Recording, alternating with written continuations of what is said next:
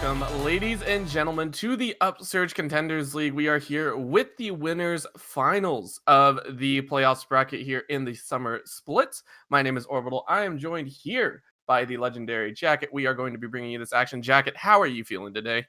Legendary, apparently. Thank you for that great introduction, Orbital. I'm super excited for this match here. As you mentioned, winners finals here. Illinois Academy versus First Blood Paladins. Both teams 6-1 in the series. Really great players. Had some great matches. Super excited.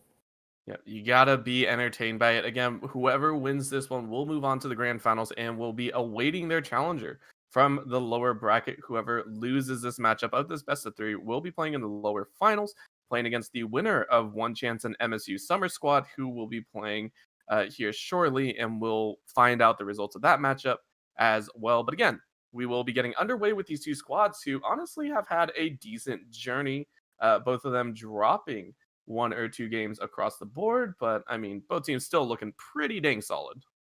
Without a doubt, as you mentioned, they only dropped a small few games, have won, again, almost every single series they've been in, just dropped one series apiece for each of them. We've seen time and again, these players are proving themselves as being at the top of their league.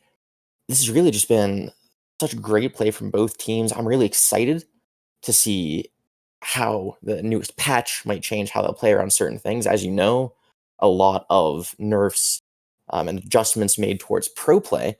A lot of staple champions such as Syndra, Volibear, Bard, and Ashe that we've been seeing time and again in these tournaments have just been knocked down a small peg. So interested to see how these teams might try to play around that, what they think of these changes, and yeah, again, just excited to see how they draft it.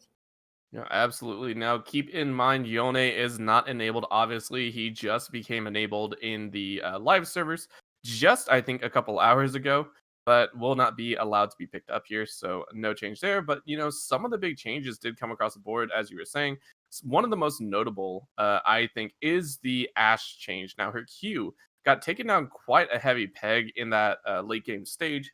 From at max rank, it is dropped from 60% extra bonus attack speed to only 40%. So, I mean, do you think this challenges her to become, heavily down that pick list, or do you still think she's one of the top tier ADCs?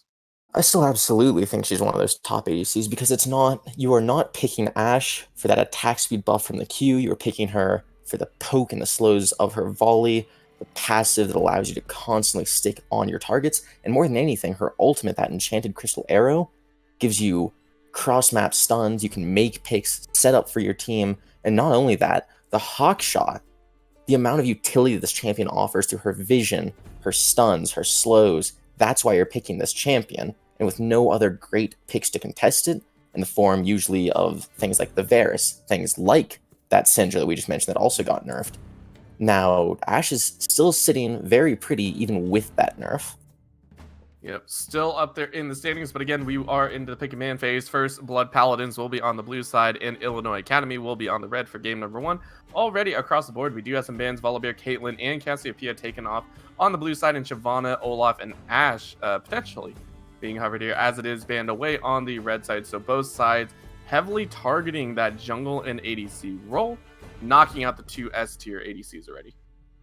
Yeah, as you mentioned, Caitlyn, that other S tier 80 carry we've seen creep up into the meta, was not getting picked, was not seen as that desirable previously for most pro teams, but now she's been creeping up, getting buff after buff, just tiny nudges back into the meta, and when every other meta 80 carry is getting pushed down more and more, Caitlyn has now arose as, quite frankly, being talked about as the number one 80 carry even in solo queue right now.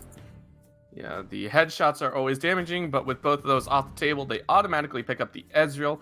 Karthus being hovered here. Now, this is a kind of, it feels like a rough jungler to pick up, but again, Karthus is still considered one of the top tier junglers right now, and with Shyvana, Olaf, and Volibear taken off the table, they lock it in, so that is going to be a heavy AP source coming out for Illinois Academy.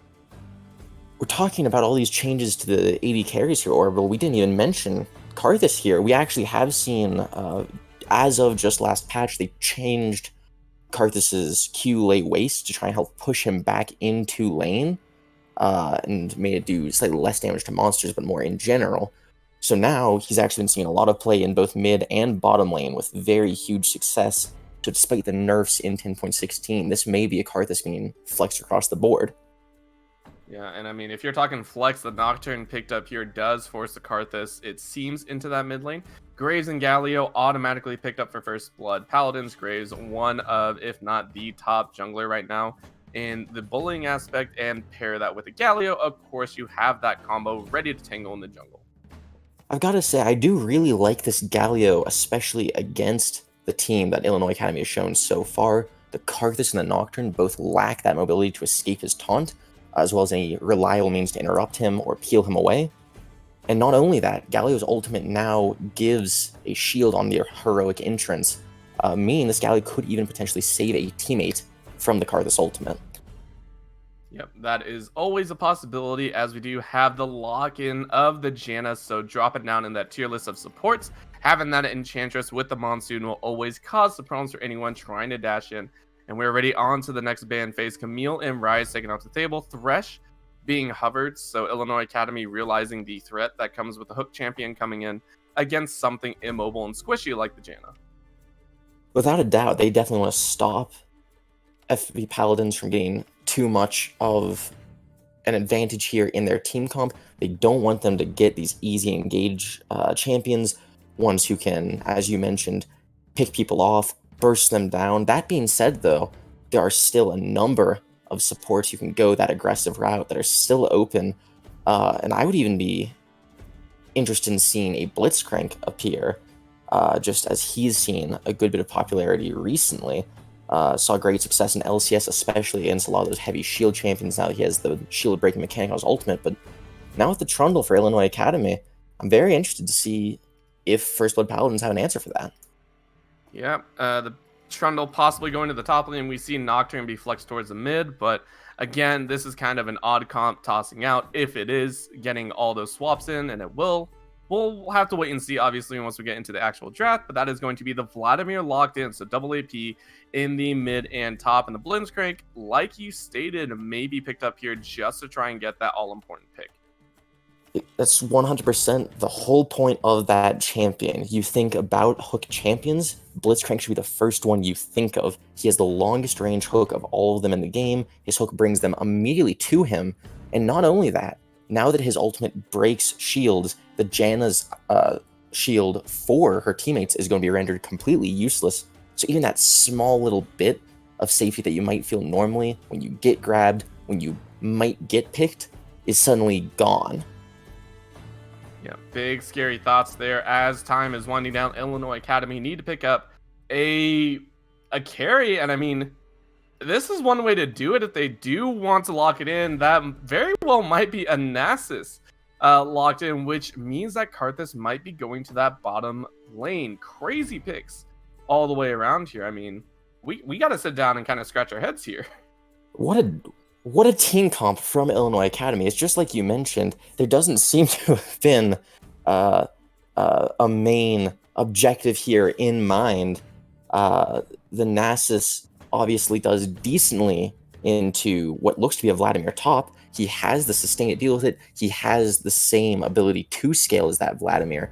But quite frankly, there's just so all over the place with Illinois Academy, whereas First Blood Paladins, you have a pretty clear objective of forcing these fights, looking for aggressive engages, making these picks, and looking to go this aggressive on the enemy team. Graves, we've seen him go for those super aggro trades early on, invading the enemy jungle, constantly pressuring the enemy. Blitzcrank as well with his picks, and Galio with that heroic entrance and his shield of Durand taunt is just going to be so potent for the side of First Blood Paladins. Yep, very scary thought. And I mean, when you throw out a composition like this, sometimes the surprise and the cheese factor can catch teams off guard. Maybe that's what Illinois Academy are going for. But let's theorize, right? With Nasus, Nocturne, and Trundle on the board, it very well feels like that might be a Nocturne mid, but I want to run your ideas down on where these champions might go in the lane, because you have a Vladimir most likely going in the top side with Galio mid. Where do you think these lanes are going to start stacking up? It's like you mentioned, I think that's going to be a card that's in the bottom lane. Nasus top, and Nocturne mid. I don't see that Trundle as being flexed, and I doubt that that's going to be a Nasus mid or jungle. So I like the general idea of seeing this Nasus, but it does worry me. He lacks a clear gap closer to get in. So even if he does stack up, if he gets to be that powerful, his only tool to get on people is his W, Wither, which slows them. And while that can normally be very good, it shouldn't be understated. His lane opponent is a Vladimir, who traditionally takes Phase Rush. Once you activate that, you get 75% slow resistance, plus the bonus movement speed, rendering that Wither almost completely useless against his lane opponent. Yep, big scary thoughts coming out here. And again, Nasus, kind of one-dimensional. We'll have to see how he plays it. But again, a late game Nasus is just as potent as a late game Vladimir. So definitely watching out to see where they decide to place him now towards that bottom lane. Since we are waiting for the rest of the picks to come through, we're assuming the Karthus is going to go down there with the Janna. Against an Ezreal Blitzcrank, do you think one side has the advantage, or do you think it's going to be an even matchup to see who gets a win on that bottom side of the map? If I'm being fully honest here, Orbital, everything in this lane rests heavily on the side of the supports. If Shinchin here is able to find consistent picks on that Blitzcrank, if he's able to grab the Karthus, grab the Janna, they have such strong burst damage that even if they don't get a kill, Blitzcrank's Rocket Grab, you have Ezreal's Essence Flux combined with his Mystic Shot, super huge damage in just a single second, which Karthus and Janna aren't quite able to put up with. But that being said, if Blitzcrank misses that hook, you suddenly have upwards of 10 seconds or more where now you can just harass them freely. Karthus heavily outranging them and just being able to drop lay waste after lay waste. If they can find those windows of opportunity and look around that Blitzcrank, play around that, that's really what's going to decide the bottom lane. All right, well, there is your thoughts. And of course, we do have the lock-in Nocturne in that mid lane, and Nasus in the top side. So like you said, the Vladimir will probably be running that phase rush, trying to get away. So now let's take a look at how it affects the jungle, right? This is Graves versus Trundle, a tried and true matchup that we've seen throughout the seasons, right? Almost every single team has tried to pick up either just to see what they can do with it. The Graves is pretty much a staple depending on which side you are on. So with the Galio and Nocturne in that mid lane, both champions used to using their ultimates to make a big play. Do you think this is going to have some heavy preference on either side, or do you think, they're going to be evenly matched in the 2v2 between the jungle and mids? Without a doubt in my mind, I think a large advantage goes over to the side of Illinois Academy. You did mention the Nocturne ultimate, that Paranoia, and the heroic entrance from Galio. The problem is twofold here. Not only do you also have to deal with the Karthus ultimate, being able to affect every team member from across the map, but the biggest problem being you can't target an ally with that heroic entrance if you can't see them. So if Nocturne activates that Paranoia before Galio is able to get off his ultimate, there is no way for Galio to join that fight until the vision clears back up. Yep. Big scary thoughts, and again, it's all about who can press R first and who gets the better jump on who. So we'll definitely have to watch and see. Again, watching for those Karthus ultis, see who can get the win there. Will be very fun to see. Again, having that the global ultimate is always a good one to hold on to. So finally, as we do draw into the final seconds, I do want to get your opinion. Again, very slight cheese coming out here by Illinois Academy. Pretty much bruisers or nothing with the Karthus to back it up in the AP section versus a fairly standardized composition here. Do you think either side has some clear win conditions, or do you think both of them are going to have to come down to who can execute better across the board through the mid to late game? I think the advantage goes straight to First Blood Paladins. As you mentioned, they have a very traditional team comp here with a very clear objective, whereas meanwhile Illinois Academy is kind of all over the place. You have this Nocturne who wants to push and roam. You have the Nasus who wants to just play very safe and scale. And so there's this odd discord between each lane and what they want to do that I think only will be solved once we get into the late game and they can start team fighting and taking advantage of their ultimates for picks, taking advantage of that strong Nasus in the side lane. But up until that point, everything is going to be in the favor of First Blood Paladins. All right, well, there you go. We'll definitely have to see if they can pull it off. Again, they have the momentum, they have the team composition, they have the choice if they want to take victory by their own hands in this game number one. Again, this is a best of three. Whoever gets the leg up in game number one will most likely go in with momentum into game number two. So we'll have to see who comes out on top. Don't go anywhere. We will have a word from our sponsors as we do get things set up. So don't go anywhere. We'll be right back with game number one between First Blood Paladins and Illinois Academy. Started with a vision of quality, a vision of uniformity. We took the time to create something familiar yet refreshing, something with a bit of change. Designed to fit any brand's unique vision.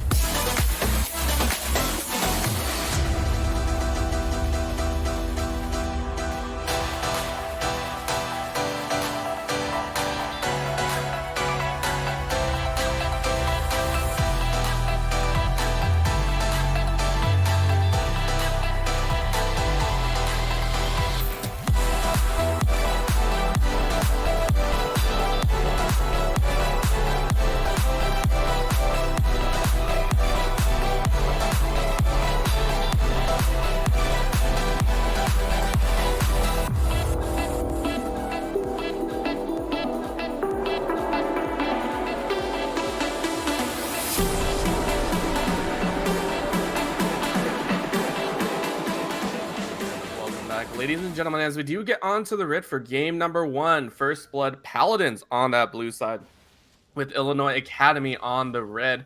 These guys are ready to rumble as we do see a quick shift towards that top lane with 5 members. This is absolutely what you want to see with this kind of team comp. We mentioned that early aggression. They have the Blitzcrank. They can look for these orbital. He just has to hit the rocket grab. And even if he's able to force out summoner spells, that's already really great. And now you add in the fact that Quacker, for example, only has Ghost and Heal with that Summoner spellbook. We're seeing a lot of question mark pings here on our side of things. It seems that they are very painfully aware of this invade from First Blood Paladins. And meanwhile, I like seeing that Illinois Academy looking to get that early vision here onto the bottom side of First Blood Paladins jungle. Yep, always nice to get vision. Vision wins you the game in most instances, so really want to try and keep track of that. Nice wards to get some vision down on where First Blood Mike will go. Looks like they're already spotted out. 4 members are now spotted and pinged out, so they will understand that Graves will be starting on that red side. And a quick clear on that red on the top side means Sushi Killer will be starting the same route. So, as we mentioned, there is vision on both sides here. However, that ward there on the top side of Illinois Academy from First Blood Paladins, not seeing Sushi Killer there on that red buff. So that being said, if he does walk by, they'll have a good idea of where he's at. But meanwhile, FB Mike going straight over that ward. They know he's pathing towards his blue buff. Very interested to see how these junglers decide to try and affect the map. And in the meantime, a lot of lanes to watch here. Mid lane, Daniel Park going super aggressive onto the mid lane of First Blood Paladins. Yep, that's what you want to do. Easy level 2 means he gets the paranoia, gets the fear down, or not paranoia, sorry. Does get the fear down, though, to kind of keep Jared in the back lines. This Galio is known to shove fairly heavily, so getting the early aggression down does mean that Daniel Park should have a very slight advantage. Both junglers finishing up their blue buff, going on to their Gromp, and going to be making the first ganks of the game. Can't wait to see where they decide to try and make that play, or if they're going to meet in the jungle itself. Not only that, as we mentioned, there's a number of volatile matchups here, not just in the sense of the jungle, but that might be where we have to shift our focus here in a moment, because First Blood Mike about to walk face first into Sushi Killer here at his Raptors. Yep, little bit dangerous. It is spotted, but it looks like First Blood Mike will get some of the minor camps and be able to hold steady. Level 3 versus level 3. Actually, First Blood Mike is able to actually collect the large raptor, so that will be the main objective for him. Sushi Killer not wanting to give up the bottom Scuttle Crab, though, and hovering around his mid laner. The Nocturne, as we know, kind of automatically has to push with his passive, hitting in an area around him. Not only that, his Dustbringer, his ranged Q, is his main way of getting onto his targets and trading. So again, just as a byproduct of him trying to fight his opposing laner, he ends up shoving the lane. So Sushi Killer looks to be spending a lot of time here in the mid lane. Yep, that is going to hold, but that is the pillar just knocking Jared around. But here comes Mike, ready to go. Nice little damage going down. The area is down, but the taunt is bigger, and that's going to be First Blood going over to FB Mike. Way too confident on the side there of Sushi Kill. You already know that Mike has gone back towards the top side after those Raptors. You messed up the gank, and not only that, you've been slowed by the smoke screen. You know the Galio has everything up still. Waiting with that flash, that should not have happened. Yep, never should really happen. He had the flash up. He had a chance to get away, but gives it up very easily. So First Blood does go over to his jungle counterpart. That will be very dangerous, and we'll have to keep track of where Mike decides to go and where he wants to dive. Proud of him for staying true to his name. Is indeed the First Blood Mike. Looking here also aggressively at Quacker in the top lane. Yeah, Quacker has really nothing in his tank, and he's just going to follow Mike. Easily picks that one up with a very nice tower dive with Stud also helping out, which also goes by Hummus, I believe. So, again, very nice dive in that top side. Very well executed. Right now, Mike is performing exactly how you want to on Graves, taking advantage of his ability to use his early aggression, take full advantage of that phase rush too. We saw him use that, easily pick up Quacker, run out of tower range, and right now, Sushi Killer looking to get something at least in return for his team here in bottom lane. But Mike is coming towards that area. Yeah, a little bit scary right now as, again, Caspian and Shinshin don't have any vision. They're waiting patiently to try and get some poke down. Wakanari gets a proc on his shield, and there is a possible lay waste. That is the goal as well. Hook goes in, and they're just going to pull Kudarik right into for the kill. That's going to be one. That's going to be a trade back of the carry. Sushi Killer now on the run. Red buff being procced, I believe. No, that is actually the smite. One more auto is going to do it. the collateral damage is not there. Buckshot not doing as much as you would hope, and Sushikilla now on the wrong side of the map. He is going to trail his way back as the hook brings him right in range, and Mike picks up his 3rd of the game already. 100% kill participation for this jungler. And it just seems like Sushikilla is looking to force these fights too hard, and Mike is already in his head. He has been where this Trundle has been at every step of this game. There have been 2 ganks attempted by Sushikilla. Both have been shut down by Mike, and not only that, in his spare time, he decided to just take a trip to top lane and pick up a quick kill on Quacker as well.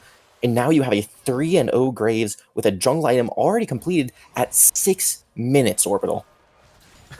6 minutes is extremely quick. If we take a look at the gold, because I mean, at this point, he's already sitting at 3K, so he's very happy about his current shift in pace. Now, the big question is, will he be able to control the dragons as well? Because so far, he's controlled every single lane. His laners have also prepped the fight specifically for him, and so far, I mean, First Blood Paladins look like they are running on a crusade through this series.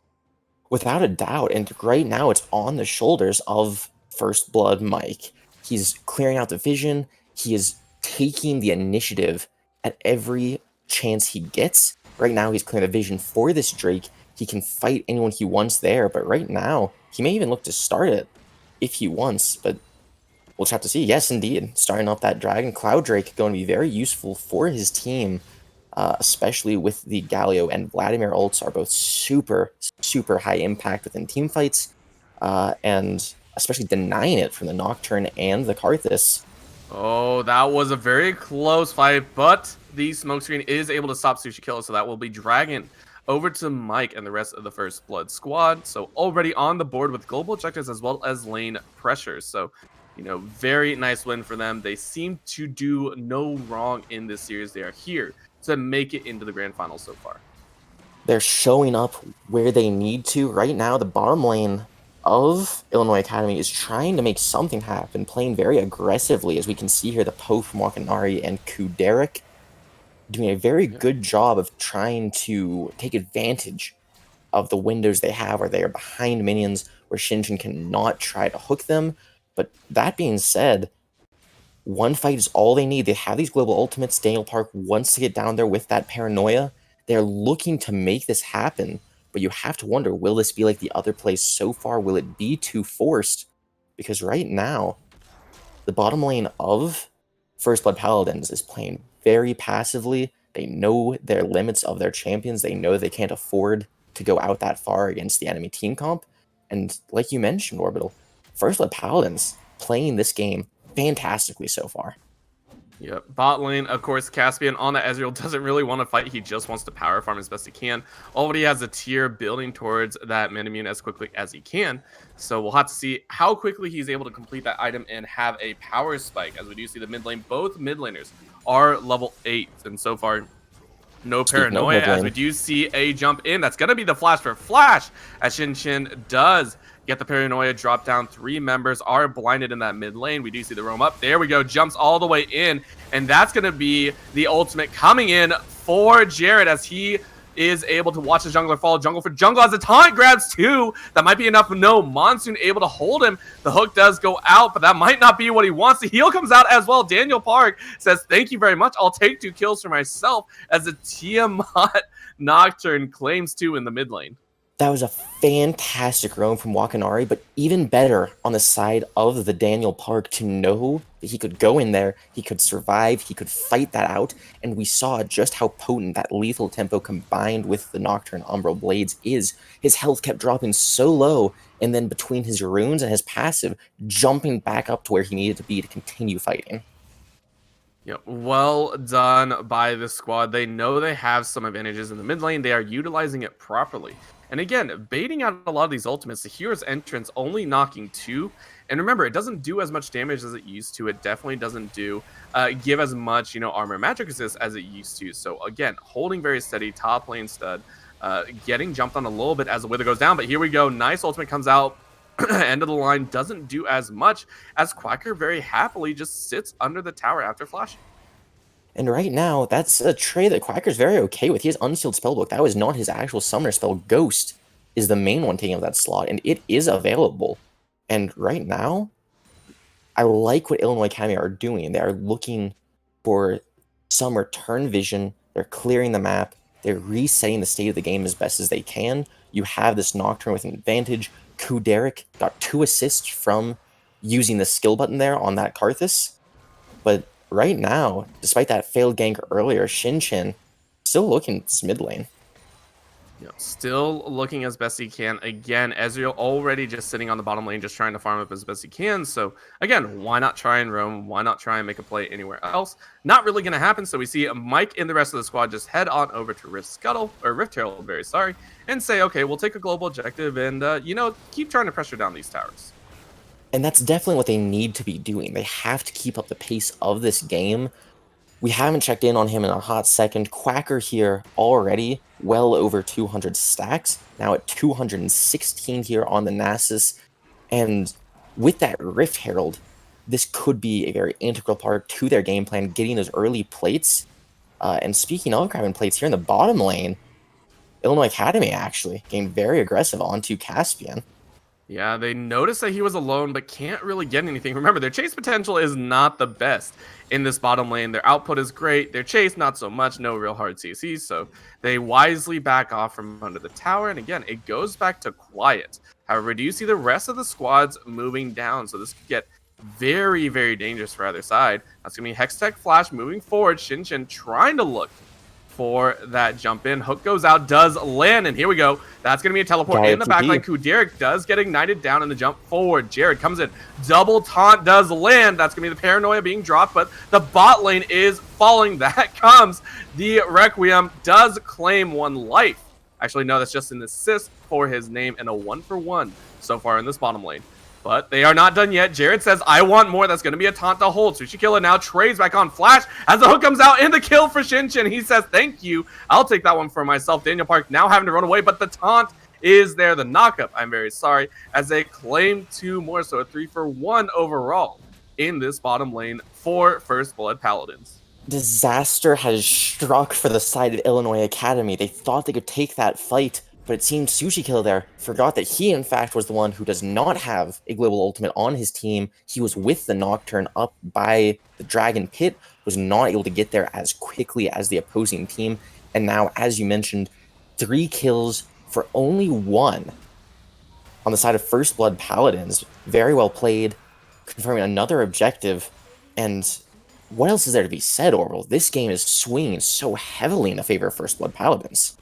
Yeah, they get the Infernal Drake, they have the Cloud Drake, and now they have a chance at the Mountain Soul. Again, this soul not doing as much as many would hope, but again, a possibility of 12% extra armor and magic resist for whoever you have, as well as a global shield if you pick up the soul. So that's very nice. Oh, nice prediction on the hook as Quacker uses a heal and Ghost. So he actually says, I want to keep fighting that. Shinchin has to try and run away. The shield is up, and this might be the damage. No, 1 more will do it. A trade, 1-for-1 in the top side, but that is a top laner down in case of a support. And right now, First Blood Mike, he's looking around here. He's taking away his camps from Sushi Killer. And right now, no longer has that Rift Herald, but doesn't really matter that much. They already have the advantage that they wanted. The only advantage for Illinois Academy here is Kuderek specifically. He might be 1, 2, and 3, not necessarily the best looking KDA, but he has almost 6,000 gold. Where the highest gold on the opposing side is at Graves at 7,000, so really not that far behind. Got all the tower plates there at that bottom tower, as well as getting the First Blood tower. So now this Karthus is actually starting to become more and more of a threat. Yeah, I mean, not only that, if you take a look at the overall gold, you're only seeing about a 1k difference. I mean, this First Blood Paladin squad, they tried so hard to get so many kills in the early stages, but it's been completely negated with the top lane farming as well as he is. Quackers sitting at 1-2, but still having a great farming lane so far. And bottom lane, the Karthus, like you stated, sitting with quite a bit of gold on him, almost 1.5k up on his lane opponent. His ultimate, the Requiems, will be doing so much damage to whoever he selects. I mean, this is a game to watch in that mid to late game stage. We see a little fight on the top side as top lane stud says, okay, I'll take the Wither and I'll phase rush right back out.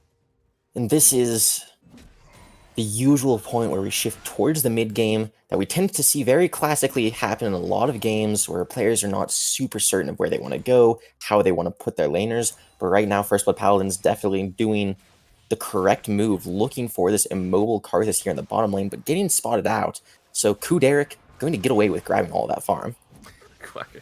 Quacker is just running around trying to bop people on the head, and top lane stud is just like, nah, I'll soak that one right back up. Just give me a second to heal. So just top lane again, over and over again, just trying to trade as hard as they can. That's actually going to be a nice big damage being dropped down by Quacker as he is healing right back up. Another Wither goes down, and Quacker is starting to get the better of these trades. And they have not made almost any efforts to shut down this Nasus. We keep talking about the Karthus, but oh, ignore me. Let's talk about the Nocturne for a moment. Yeah, Daniel Park signals the fight, and that's going to be the Requiem taking the kill, but that's a 1-for-1 trade. As another lane waste claims the bottom lane support, as First Blood Paladins lose 2, as they only get 1 in return. Big win coming out, as it is going to be multiple kills going over to Kuderic. And this is such a sudden shift in momentum. Illinois Academy is still down in gold, but they are taking favorable fights and actually finding advantages. Quacker as well, we mentioned it, we saw it for a moment. He went really aggressive there onto the top lane stud for First Blood Paladins. He chunked him out with that Siphoning Strike, and he is now over 400 stacks before even 20 minutes. This Nasus is going to be huge. Yeah, I mean, he just might keep going damage. He will pick up the Merc Treads to try and negate some of the magic damage coming out. But again, this is a Nasus. What else can you really say? Looks like he will be building towards a potential Frozen Heart, or might be sticking up for the Iceborne Gauntlets. I'm not sure if he wants to double up on that passive or the unique passive, but again, it is Quacker. His name says it all, so we'll see what he decides to build on this Nasus. He could also opt for that Righteous Glory, potentially looking for that speed up into the enemy team. A lot of options here for him, but like you mentioned, judging by the name, we may have to see what he decides to do. But right now, Daniel Parkin's from trouble here on the bottom side. Yeah, nice spell shield, but it's not going to do anything as Mike picks up his 6th of the game. So for all the scaling that is on the side of Illinois Academy, Mike is still a threat to be worried about. It's going to be a chase. Quacker gets the Wither down as Dragon coming up in 10 seconds. The splash hook. Yeah, that's going to be the hook landing. Wakanari going to get shot down by the collateral damage, and they have to run. Illinois Academy is getting sniped left and right. Big kills across the board. Quacker, last one to fall, as that is 4 members down for the side of Illinois Academy, and Dragon going out to First Blood Paladins. And now that is purely impatience on the side of Illinois Academy, followed up by a great realization of that impatience from First Blood Paladins. You can't be rushing things like this, especially when you're on the back foot already. The Daniel Park on that Nocturne just got picked. You are down your numbers advantage. Top lane stud on that Vladimir still has his teleport. You can't be looking to try and fight a 5v4 when one of your strongest members has just died. Yep, big mistake. Illinois Academy now have to contend with the fact that only at 19 minutes, they are sitting with a potential enemy that has that soul, that will have that advantage for themselves. They've lost 2 Rift Heralds as well, so First Blood Mike very happy to collect that one for his team. And it looks like First Blood Paladins, yes, they dropped a couple kills here and there, but they look solid in this game number 1. Without a doubt, like we've been saying, right now, this has just been less of Illinois Academy's game to win and more First Blood Paladins' game to lose. They are in the driver's seat. How they dictate this game is the all-important matter. They need to keep up the pressure. They need to keep looking for these objectives. And more than anything, they need to actually take advantage of them. Mike has this Rift Herald. They need to look for a fight. They need to drop that down and shove down those towers quick. Look for that Baron now that it's up. And try and close out this game fast, because otherwise you will be dealing with an infinitely scaling Nasus and a late game Karthus. Oh, absolutely. And you have to be worried about that fact, right? Yes, we were talking about how First Blood Paladins are in the lead with multiple objectives, but again, they're down 2 towers. Yes, the bottom and top lane towers are considered standing gold for them at this point, especially with the Rift Herald, but it's still a very big problem, right? If they can't get any pressure with this Rift Herald, you have to be a little bit worried that their composition can't break the front line of Quacker and the all-important Paranoia, as we do see the Paranoia being dropped here. That's going to be a teleport coming in on the back line, as that was a tower dive coming out.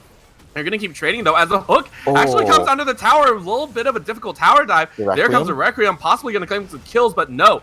2 for 1 in favor of Illinois Academy so far. 2 for 2 as the tower dive goes a little bit awry. Nice double taunt. Does mean Quackers is on the chopping block. One more shotgun shot will do it. Sushi Killer has to run away. Flash over the wall as Mike wants a little bit more. Monsoon gonna keep him alive for a little bit longer. End of the line, though, is gonna help cut them down. Sushi Killer ends up in the palm of Mike as he brings a double kill and the ace as Baron is started up for First Blood Paladins. His name might be First Blood Mike, but he has drawn the last blood in this fight. Super well played by that Graves. But Shinchin, what was that? He got the hook onto Kuderik, the biggest threat in that team fight. And as soon as he was eliminated, he had no choice but to drop the Requiem, and we just saw the damage for Illinois Academy plummet. Yeah, and I mean, a huge part to think about as well. This is actually going to be a little bit dangerous, though, as we do see Jared going very, very low. That's going to be Kuderik just jumping in, but immediately gets chunked out. But he's in the middle of the pit. He doesn't care. He might try and solo out Mike. That's going to be the smite, though, so they are going to get the Baron. However, this is Stud trying his best to hold him off. He does pick up the kill. Caspian able to collect that one, but they're going to trade their life 2 for 1 in the Baron going over. But Quacker just says, I want to keep going. Ghost has been popped. He's going to keep trading back and forth. The Qs landing on primary targets, as that is going to be the Baron squad hold, but we're starting to see the power of this Illinois Academy squad start to ramp up at an incredible pace. Right there, Quacker definitely showing that he has some strength still. He is still scaling, has so many stacks on that Siphoning Strike, and can do huge damage. The problem right here, though, is Mike.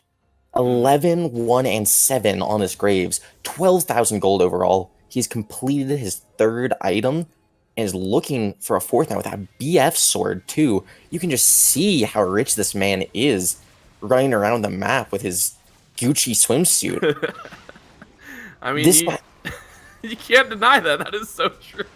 He's going crazy right now, Orbital. I don't know how else to describe it. First Blood Mike has been everywhere he needs to be. He's been making the picks. He has been taking these favorable fights. And right there, Quacker, you mentioned, he's very strong right now. He can chunk out Caspian so easily. And yet, the one member on their team with no CC, First Blood Mike, uses a fear of his own by standing there menacingly just to get Quacker to run away. This has been a First Blood Mike highlight reel of the game.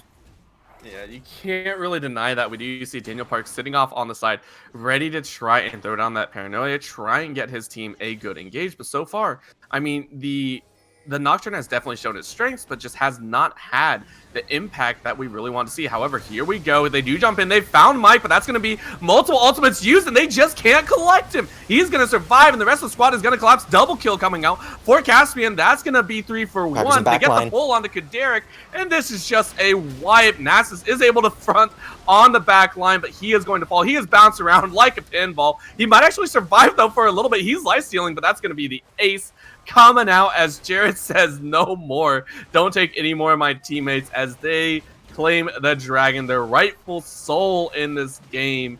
And First Blood Paladins look like they're going to take this game number 1. Without a doubt, they're playing so well. We just saw Illinois Academy through everything they had to try and take out the star of First Blood Paladins this game. Mike did drop, as did Caspian, but everything was used on the side of Illinois Academy. And right there, we were mentioning the strength of that Nocturne, but he is falling off rapidly. When he jumped into that enemy team, he did not achieve his goal of killing the target, nor did he survive for long. So we're just going to have to see how Daniel Park here decides to try and play around these fights, or if he is going to continue just throwing himself in head first. Yeah, usually when you see someone try and continuously just ult in, you usually see something like a GA come out first. I think that used to be the standard for Jarvans in the past, whenever they had an advantage, and yet he is going for that all-important shredding build when he is getting destroyed right now, right? So, you know, very valid point coming out. How are you going to use this Nocturne? You know, you can't really get to the backline right now. It's too difficult. You're using the paranoia as an engaged tool, so why not give yourself a little bit more time to work with? So far, he has not had the impact that we want. However, Quacker, Quacker. now looking for that solo Quacker, kill. you are not alone. Yep. The rest of the squad is here, and Quackers, you bit off more than you can chew. Shinchin collects his 5th of the game, tying with the other 2 big leaders on the board. And it looks like First Blood Paladins are just going to run it down on the top side and collect that free gold that they have not gotten so far. However, mid lane getting pressured in by the rest of this Illinois Academy squad. Looks like Top Lane Stud does want to have something to say about it, though. Exhaust is down. He doesn't get a very good hold, as he is going to get feared up. He is going to get chunked out, so that's 1 for 1 from the top laners. But again, First Blood Paladins have a much better inside track. Oh, range minion. Oh, the range minion. Oh, he does get it. That's going to be the Justice Punch, keeping him logged. FB Mike able to claim his 12th of the game so far. They're just going to continue pressuring down. This could easily be the game if they so choose. Paranoia does go down 4 members to 4. There comes a hero's entrance as they claim Daniel Park's life. Once again, his 7th death of the game, instantly blown up. Mike trying to dance away. Double taunt comes out. Quacker does get the ultimate off, so he's going to get a crap ton of health back. And Caspian trying his best, but he gets chunked. He's dissing out the damage. That's going to be the Requiem coming down. How many is this going to kill? He gets 2. That's going to be the hold. 4 for 3 on the board after a messy base attempt. That's going to leave, again, Illinois Academy bleeding heavily, but alive and possibly somewhat back in this game. Messy is the perfect word there, Orbital. Not any clear plan going on from either team. We just saw Paranoia go up, as well as the Galio jump in the air, and then chaos broke out across the base of Illinois Academy. A very even trade. We are seeing Illinois Academy start to come back into this game, and right now, once again, the game is hitting a lull. They're getting a chance to continue their scaling, and Kuderek, we are seeing how big of a threat this Karthus is going to be. Yeah, but I mean, at the same time, we do say they have some life. That's because they have the Karthus as well as the Nasus, right? But you got to look on the other side of the board, right? 31-17. They lost the soul. They're sitting on so much lost gold right now. I think the difference is about 7K, right, in favor of this First Blood Paladin squad. As long as it feels, as soon as Quackers goes down, the rest of the Illinois Academy squad falls as well. So it's going to be so dangerous to really see how this game plays out. Baron being started up. It was started on a ward, so we will have to see, as Jared looks like he's running interference here at this Baron attempt. They get the hook, though. Immediately pick off Wakanari, as that is going to be an easy kill for that squad.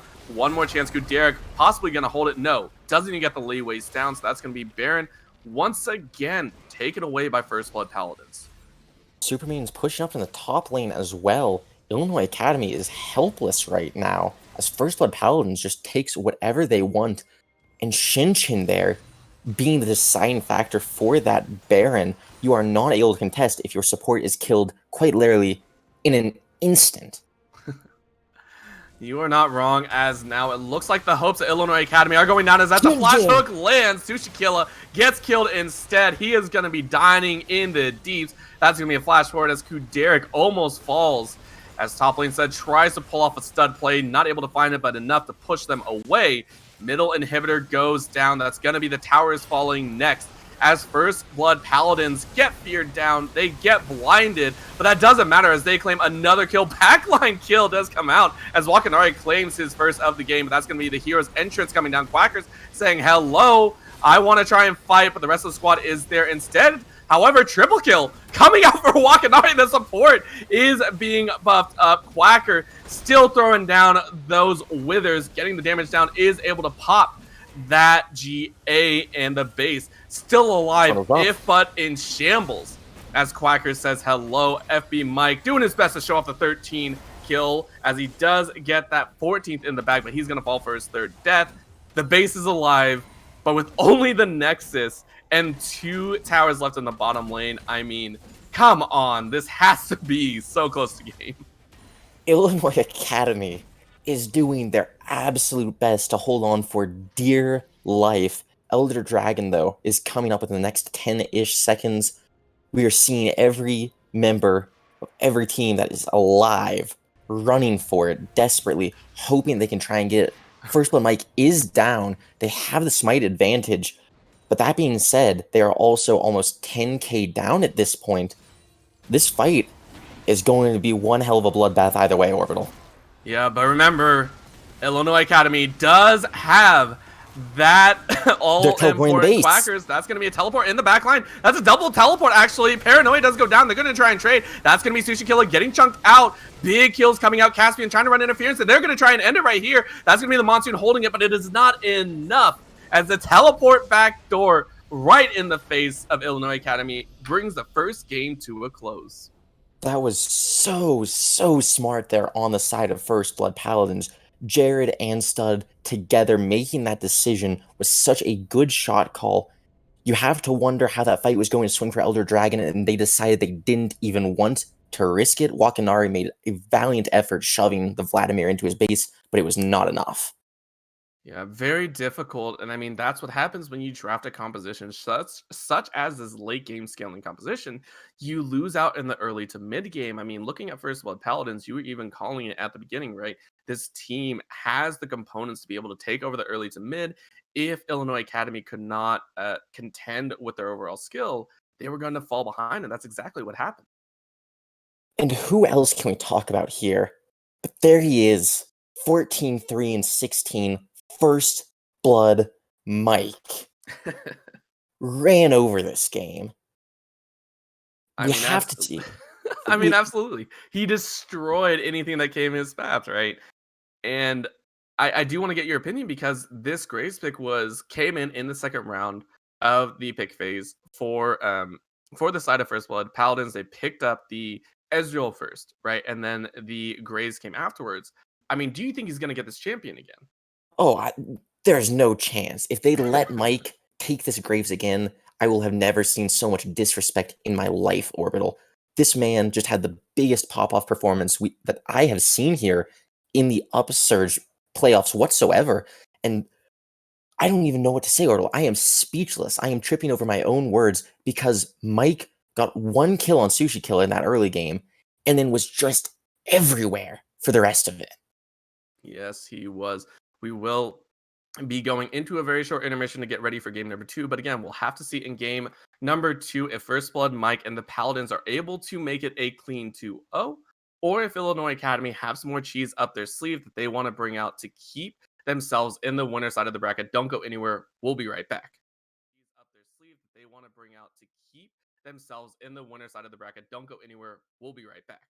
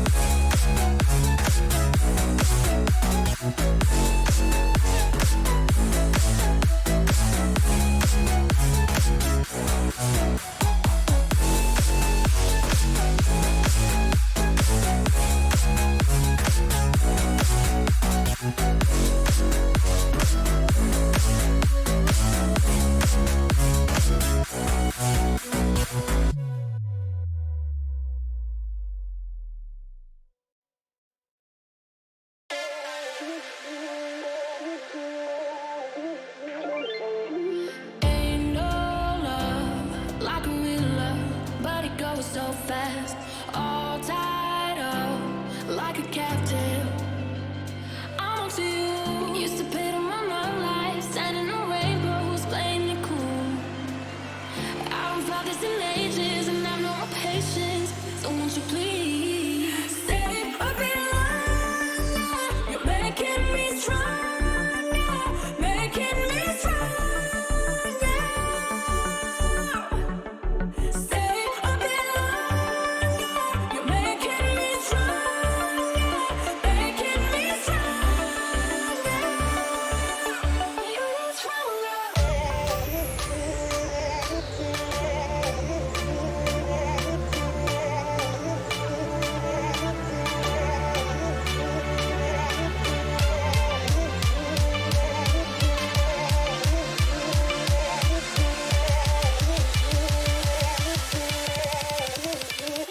stronger.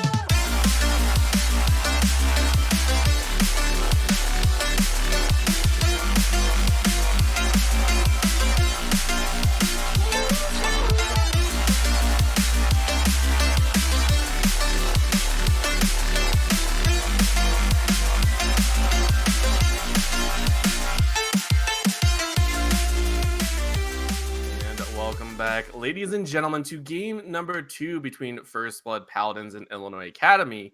We are into this second game, which could decide whether or not First Blood Paladins make it into the grand finals, with Illinois Academy kind of running on the backside. But I mean, game number 1 was all said and done for, it felt like. Without a doubt, Orbital, we saw First Blood Paladins run across that game despite the threat of some strong scaling picks on the side of Illinois Academy. First Blood Paladins kept putting them down, kept finding ways around them, pushed their advantage while they had the ability to, and played so well that game. Especially, I've said it a good few times already, Orbital, but I've got to say it again. First Blood Mike, I cannot believe the performance this man just had. Sushi Killa needs to step up his performance to that same level to, at the very least, match just the jungler of First Blood Paladins. And that's not even to talk about how well the other lanes performed here.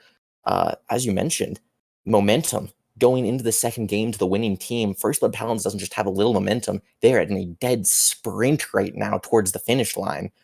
And you have to wonder how Illinois Academy is going to come back into this one. Yeah, it's a big scary thought. Again, game number 1, it seemed like they were just kind of, tossing some picks around, right? You don't normally see the Nasus toss in with the Karthus bot lane and a flex pick of the Trundle with the Nocturne in the mid lane. It very much felt like they were just picking for the lanes, right? Kind of throwing stuff to the wind. And yet we need to see them step it up, right? What do you think you would want to see from Illinois Academy to be able to bring it up to that top tier? Because we did see some glimmers of hope coming out in some situations where, maybe First Blood Paladins got a little bit shaky and just let one or two kills go through.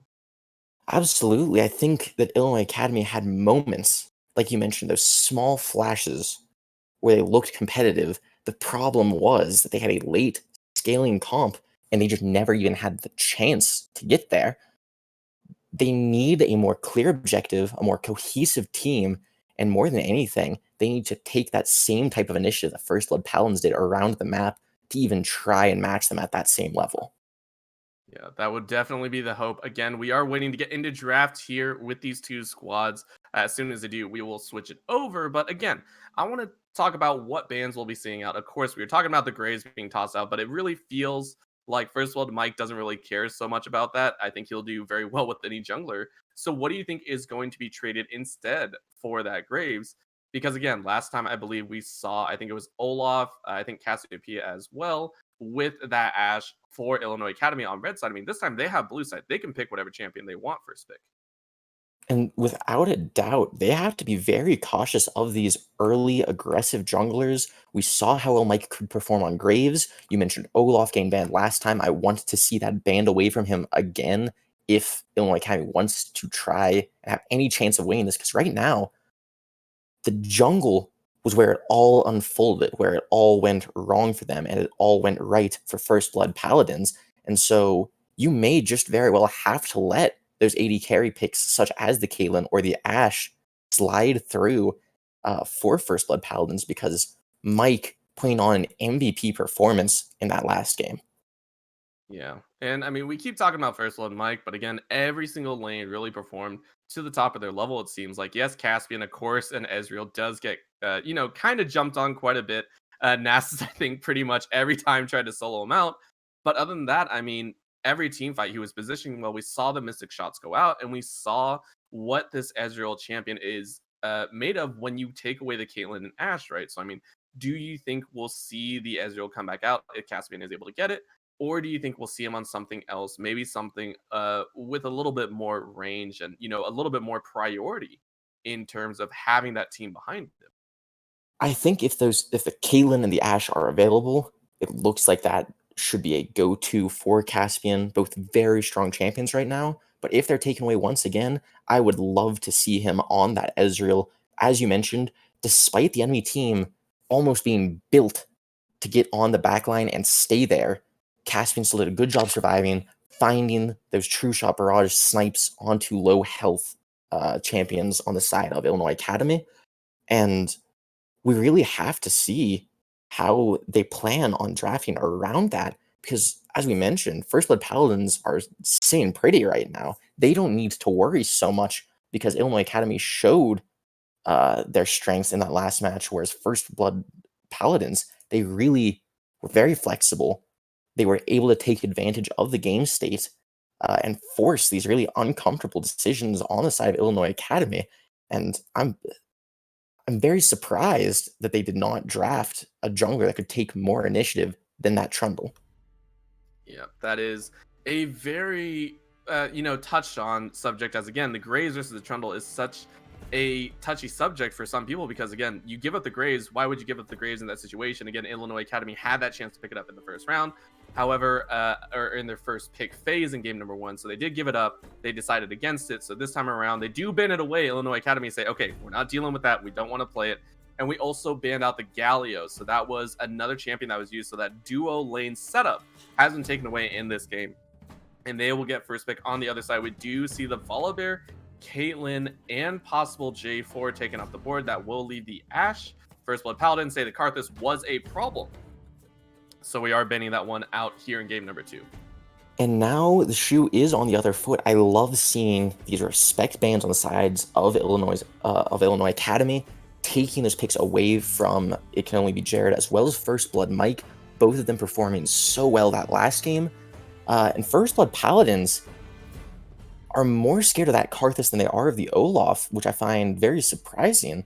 But that being said, I'm very interested in seeing how Sushi Killa performs this time around, now that he has that early aggressive jungler. Now that Mike most likely won't be able to pick a jungler who can scrap with Olaf to that extent.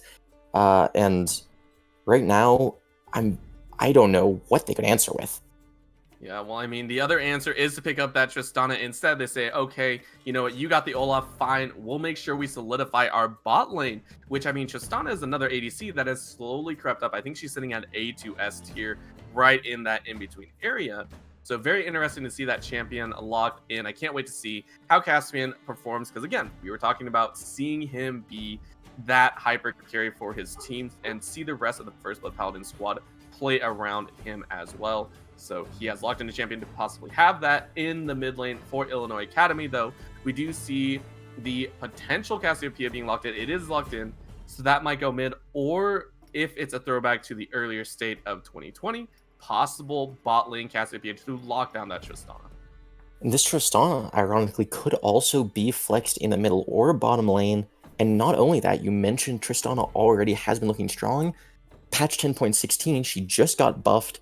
Her E, her explosive charge, her main ability source of damage has now been increased with critical strike chance. For every 1%, or rather, sorry, for every 3% of crit chance, she gets 1% more damage. So about a 33% increase once she hits that 100%, which, while already being strong, this has just further solidified her identity of that late game carry. Yeah, very nice pick. But on the other side, we do see the Wukong locked in as well. So going to be that duelist in the top lane for whichever champion that top lane stud does decide to go, banning out that Senna, making sure that they target that bottom lane, give Caspian and Shin a very nice lane match to go with.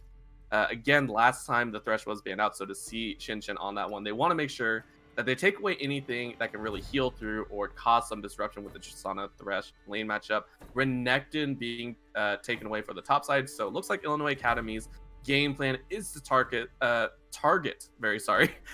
top lane stud and try and get themselves a favorable matchup in there. So we'll definitely have to see multiple champions are taken away. Echo also taken off the board. And this just solidifies that Wukong is absolutely in the top lane. Especially smart by First Blood Paladins to ban away that Senna. We've seen it a few times. It's rather unorthodox, but the Senna Wukong bottom lane can work out to great effect. They're both fantastic in a team fight. And now, by banning that Senna, that really forces that Wukong to have to be in that top lane. Yep, and that is going to be the Darius lock-in, the man himself coming out. We got Noxus and Demacia playing on the same team this time around. Gonna be a little bit interesting to see how they try and combo that one. But Wukong versus Darius in the top side, so two heavy bruisers going at it. We'll have to see Yasuo being hovered here. If this is locked in, this will make a very interesting lane matchup because that will put Cassiopeia in the bottom lane, I feel. They both can be flexed, but like you mentioned, it's very interesting because only Illinois Academy knows what they have in mind with those picks. Potentially, Kuderik and the Daniel Park could both flex them, but Daniel Park has been known to play that Yasuo. So like you mentioned, very likely that is a mid lane Yasuo. Can't say I love it into someone such as a Darius or a J4 who do very well at locking him down and staying on top of him. But as we know, skilled Yasuo players are able to take advantage of just about anything. And with that Wukong specifically, is going to have a big wombo combo opportunity. Yeah, they will, but again, Illinois Academy opting to not run with an ADC, instead opting for that outright damage, trying to play through as hard as they can. I mean, this is one of the weaknesses that we had talked about in game number 1. I mean, they're going right back to it in game number 2. What do you think of this decision making here? I think it's a very odd choice from Illinois Academy. That I think it's almost more certainly the wrong choice, that they have all these other options and they're straying away from more traditional AD carries. And while it makes sense with the banning of the Caitlyn, as well as the fact that they have a Wukong, Yasuo, and Olaf, so they definitely need that magic damage. But if that's the case, why aren't you looking for this Syndra? Why aren't you looking for more traditional bot lane picks that have good teamfight potential so that you can help that Wukong and Yasuo come late game? Yeah, that is a hope. But again, we saw what happened when they tried to play for that scaling, tried to play for that wombo combo. It didn't exactly work out, so we'll have to see. First Blood Paladins, though, locking in that Orianna last, who has now been seen as one of the premier picks in that mid lane with the phase rush and having that massive damage coming out with the Sarah's Embrace possibly being played. So very excited to see that matchup and to see who goes mid against it. We are into the actual champion selects, so let's go ahead and talk about the lane matchups that we saw before, as we are going to see Quacker and top lane stud go at it once again with hyper aggressive picks this time. Wukong versus Darius. What do you think of this matchup? I think that the Darius definitely is an unconventional pick here. That yes, he does very well into this Wukong, and not only that, it's very easy to know which Wukong is the real one, because if he decides to use that clone, he will see the shimmer of the stealth Wukong from the bleed passive. But that being said, Wukong's ultimate is so much more useful in those team fights late game, and so the lane is so Darius favored. But once it is over, that Wukong is going to be a huge threat for First Blood Paladins. Yep, big scary thoughts. But again, First Blood Paladins, we saw how the lane matchup went. Quacker, with that Nasus, was able to sustain. This time, he doesn't have that, that farming potential. And I mean, Darius, as soon as you let loose, he gets away from you very, very quickly if you don't have anyone to keep him in check. So we'll have to keep track of how top lane Stud is able to play that top lane, able to get that win possibly. First Blood Mike as well in this jungle, I do want to talk about it. Going from that hyper aggressive, the bruiser bully in the jungle, to a much more supportive role, the utility J4 coming out. I mean, do you think we'll see the tank J4, or do you think we're going to see the more damage heavy J4 going in, trying to get the picks for himself? What do you think we'll see in this matchup? We're definitely going to have to wait as it develops. I definitely think tank Jarvan 4 here will be better, allowing himself to jump that enemy team, to trap everyone that he wants to. But that being said, it will be very difficult to lock that team down. But the good news is, for First Blood Paladins, that Cassiopeia, Olaf, even the Wukong, unless there's something around, they do not have ways out of that Cataclysm. And even Yasuo, unless he's able to get a good dash off, a knock up for his ultimate, they are all stuck in there. So I think the J4 pick here is fantastic, and if he can soak up that damage for his team, the Tristan and the Orianna are both fantastic at picking off targets stuck in that Cataclysm. So I definitely think this is a great pick. Yeah, definitely love to see it. We do see the Yasuo in that mid lane, so Daniel Park will be going for that aggressive pickup.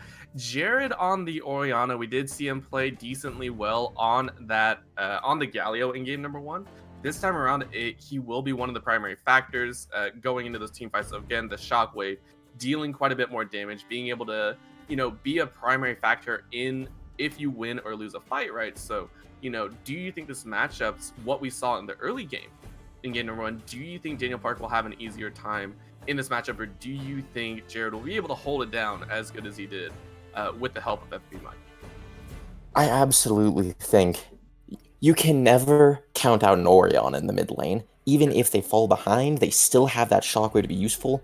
And, as we mentioned, that Phase Rush normally being the conventional rune, it's very hard for Yasuo to stick onto the Orianna unless she's in the middle of a minion wave. So, without a doubt, with how well Jared held down mid lane last game, as well as with how good First Blood Mike is at being proactive, at being where he needs to be, this absolutely seems favored towards First Blood Paladins right now. All right, and finally, touching on that bottom lane a little bit, we do have the Cassiopeia and Lux locked in. So last time we did see Derek and Wakanari be able to kind of hold their own in certain situations with that Karthus and Janna situation. This time around, they have much more lockdown. They have that power coming out. But again, do you think they'll be able to collect those kills like they were hoping to in game number 1? Or do you think they're only going to hold steady? And do you think Shinshin will have a solid game getting those hooks in? With Shinshin's performance last game, I absolutely think that he has the ability to flip this game on its head, that he can get those picks for Caspian, or potentially the rest of his team as well with his roams, and really enable the carries of his team. Yeah, that is a very solid thought. Again, we want to see Shinshin be able to pop off. And again, Caspian getting those rocket jumps off. It's going to be a treat to see if he's able to make those plays or even be the catalyst for the shockwaves. That is always a fun sight to see, is the Tristana hopping in with the ball and getting the Orianna shockwave off for the team. But I don't think we're going to see any divers from Caspian. Again, it'll probably be the J4. But finally, looking at the compositions all around, I do want to talk about a little bit about Illinois Academy. Again, we saw composition in game number 1 without any ADC this time around. Do you think it has more potential than in game number 1? Or do you think it still has the same potential in terms of execution rate and, if they'll be able to pull it off? I definitely think it has that same level of execution needed. Kuderic tried his best last time, but as we saw, wasn't quite able to make something of that Karthus. This time around, the Cassiopeia does not have that same ability to do that AoE damage, but very high single target damage, and most importantly, has that miasma with that grounded effect. So a lot of teamfights are going to depend on Kuderic's use of that W, because if he can stop the J4 from diving in with the ultimate, if he can stop the Tristana from escaping with the rocket jump, that will be huge for his team, especially with Wukong or Olaf looking to engage. All right, well, there you go. Those are the thoughts going in. Again, Illinois Academy definitely throwing up a big gamble here. If they can come away with a win, that will put them at 1-1 apiece and will force a game number 3. However, if First Blood Paladins play like they did in game number 1, it seems like a surefire move into the grand finals of the UCL. But before we do go to break, I do want to talk about one of our fantastic sponsors, Kono.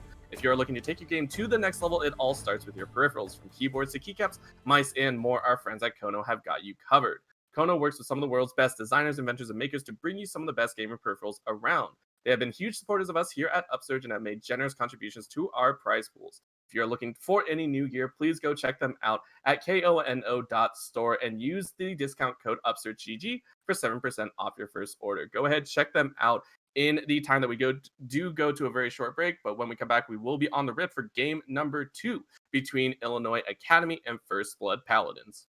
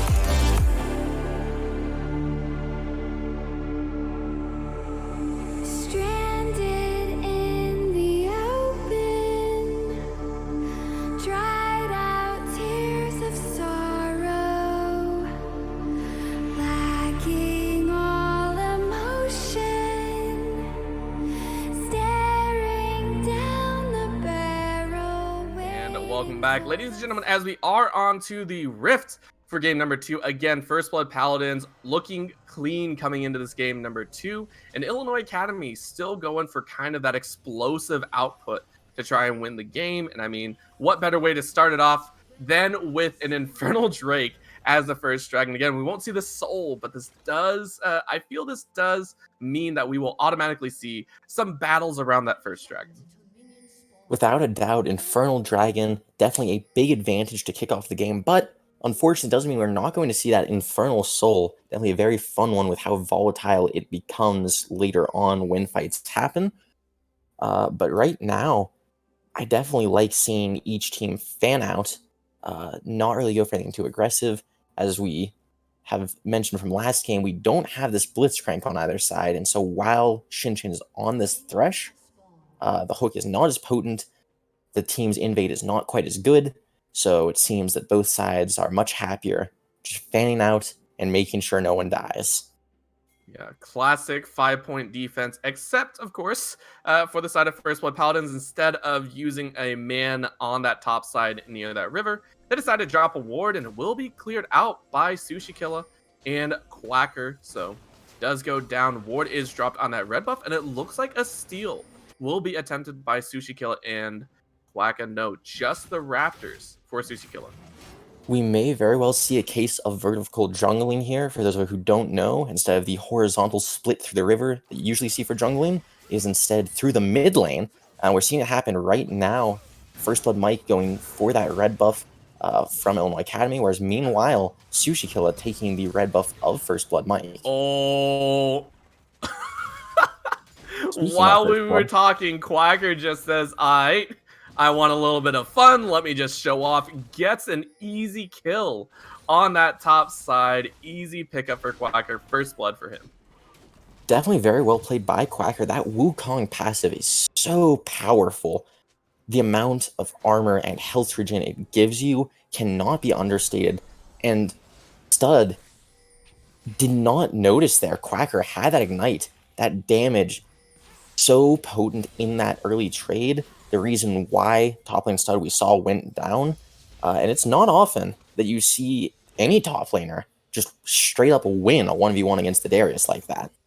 I mean, 1v1s, not only that, at level 1, Darius, with that bleed, is generally seen as a strong opponent. But again, Quacker played it very well, gets himself an advantage, which obviously can't really be done with a Nasus who wants to stack in the early stages. So definitely going for that more aggressive early game, giving himself a lead, comes back with a second Doran's Blade as well as a refillable potion. So he is going to be whacking people with his staff as much as possible on that top side. That being said, this does make things a little difficult here for the side of Illinois Academy. Most of these champions end up playing aggressively, especially cannot be understated enough. The Yasuo in the mid lane, by his very nature, if he wants to stack up his Steel Tempest, needs to push the minion wave. And so Jared is able to sit back and with his Jarvan 4 can look for ganks very often in this middle lane. Yep, nice little route on the Caspian, but not quick enough on the Singularity. So that is going to be a hold, but a very nice hook under the tower, brings the exhaust down on to Caspian. He is going to fall. Kudirik picks that one up for himself. He is happy to hold that one top lane. We see a gank going down as well, as top lane Stud is going to get killed. Kill goes over to Sushi Killa as Stud falls for the second time in the first 4 minutes. And we are seeing a very opposite game this time around. It's Illinois Academy looking for those early kills, and Sushi Killa this time being the one to find something from a gank. First Blood Mike, meanwhile, trying his best to get there, but was too late to make it to the bottom lane. And right now, Caspian, just on his own, the wave pushing into him. Yep, and now mid lane, we're seeing Jared be pressured out again. Daniel Park utilizing the dashes very well, getting the damage down. And again, bot lane as well, Kudirik picking up a kill onto Shinshin means that Caspian and Shinshin have to back up and be respectful of the damage coming out of this duo in the bot lane. Right now, we see the ping coming out. Sushi Killa's on his way, but there is a ward in that middle bush. He's trying his best to skirt his way around it, though, and we may see this Olaf run straight into the bottom lane, or otherwise for this dragon. Yep, hook goes just a little bit wide. Shinshin trying to keep them from recalling and get off a very nice back. Quacker now might be in some trouble. FB Mike is up here. Might actually recall, though. Bull goes out, and top lane Stud just gets a little bit of the burn damage down. However, a tower dive might be coming out. Just Damage going down. This is very dangerous. Top lane Stud actually is having to dance it. Quacker in a great position to dance them off, and he baits it. Top lane Stud has to recall after that ignite, and Quacker survives the potential dive in the 1v2. And you asked the question at the start of this game here, Orbital. We saw Quacker on a very passive Nasus last game, only trying to pick up farm with a Siphoning Strike, do his best to sustain against the Vladimir. And we wondered, how will Quacker perform on this aggressive pick, this Wukong, who's a big carry, who wants to fight this often? And right now, he's answering it. He is doing phenomenally here in the top lane. My gosh, Daniel Park E'd and then Q'd, and I think that was a quarter of Jared's health. So, I mean, this lane matchup is going as normal as some people would see. Quacker now getting jumped on, goes into the cloak form as FB Mike is pulling a gank on this top side. The burn damage is there, but Stud says, I don't want any more to deal with it. So Quacker is going to survive. Meanwhile, bottom lane getting pressured in extremely heavily, so Wakanari and Kuderik help out their jungler in collecting this first dragon of the game. Sushi Killer did step over that control ward there. I don't think anyone actually saw it. And so right now they know they're on the dragon, but first of all, Paladins, no way to contest it. Yeah, pressured out already. Waves were properly controlled. Illinois Academy happy for this trade. It is going to be a singularity going out as Caspian has to jump away. Good damage coming out of Kuderik and Wakanari so far in this bottom lane. Big turnaround from game number 1. Absolutely. Right now, though, First Blood Paladins definitely still doing their best to stop from bleeding out over time. They're slowing down the pace of the game. Mike is looking around the map for plays. But again, as you said, Shu is on the other foot. First Dragon over to the side of Illinois Academy. And at that, we mentioned it's an Infernal Dragon. Yeah, that's going to be a flash forward. Hook does whiff. Shinchin is going to try and help. FB Mike is able to get the knock up onto Wakanari. Rocket jump in, but the exhaust comes down again. Kuderik throwing out the Twin Fangs as fast as possible. One more might do it. The flash forward gets it with the poison tap. He's going to try and go for another as Jared is here, ready to help collect that kill, but Sushi Killer is ready to clean it up as the Ragnarok is on. He is throwing them out as fast as possible. One more auto attack will do it, but he might fall with his life as well. No, the heal comes out. Wakanari keeps his jungler alive. Flash forward, and the shockwave means Jared collects that kill, but so much burn for a 1-for-1 in the bottom lane. Both sides expending so much just for those kills. That being said, though, Kuderik being one of the ones to fall there, finally putting a dent in his ability to farm. We're seeing Caspian actually ahead in that farm. But that being said, I love seeing the summoner spells on side of Illinois Academy here. Exhaust on the Cassiopeia and Lux support having that heal. We saw how it came in handy there with Kuderik preventing the burst from Caspian and Wakanari using that heal to save Sushi Killer, if not for just a little bit longer. Yep, just being able to keep him alive, and that has to be worried about because that means Kuderik will be doing just about anyone. Keep in mind as well, this is a double ignite team coming out of Illinois Academy, so teleport advantage for Jared means he'll be able to roam a little bit quicker, and he's also the one that picked up the 2 kills in the bottom lane, so he is very happy about his current state. Yes, he's down about 10 CS, but his shockwaves will be massive. He is going for that Archangel staff. First, has a lost chapter in his hands, so definitely have to keep an eye out for him as well as his positioning for the shockwaves. Definitely very interested to see what lost chapter item he decides to go. I know there have been a number of features done recently on the adaptability of that item. If you want the Ludens, if you want the GLP, if you want that Archangels as you mentioned. But again, if he does opt for that Archangels, already far enough ahead that he can get it fairly soon. And that would definitely help the late game scaling out.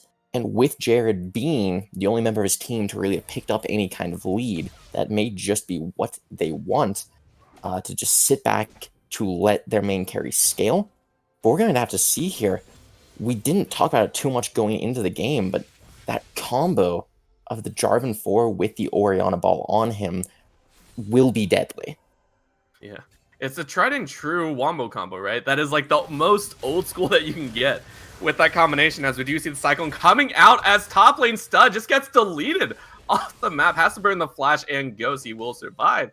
But again, that was a very simple combo from Quacker, taking away top lane Stud's positioning and pressure, as we do see the last breath going in on that mid lane. So Daniel Park trying to gain some advantages and pressure out Jared as much as he can. He is up in the CS lead, so immediately gets the health advantage for himself. And right now, Sushi Kill is staying in this top lane with the Rift Herald. Could drop it down and give those plates over to Quacker, but Mike is here.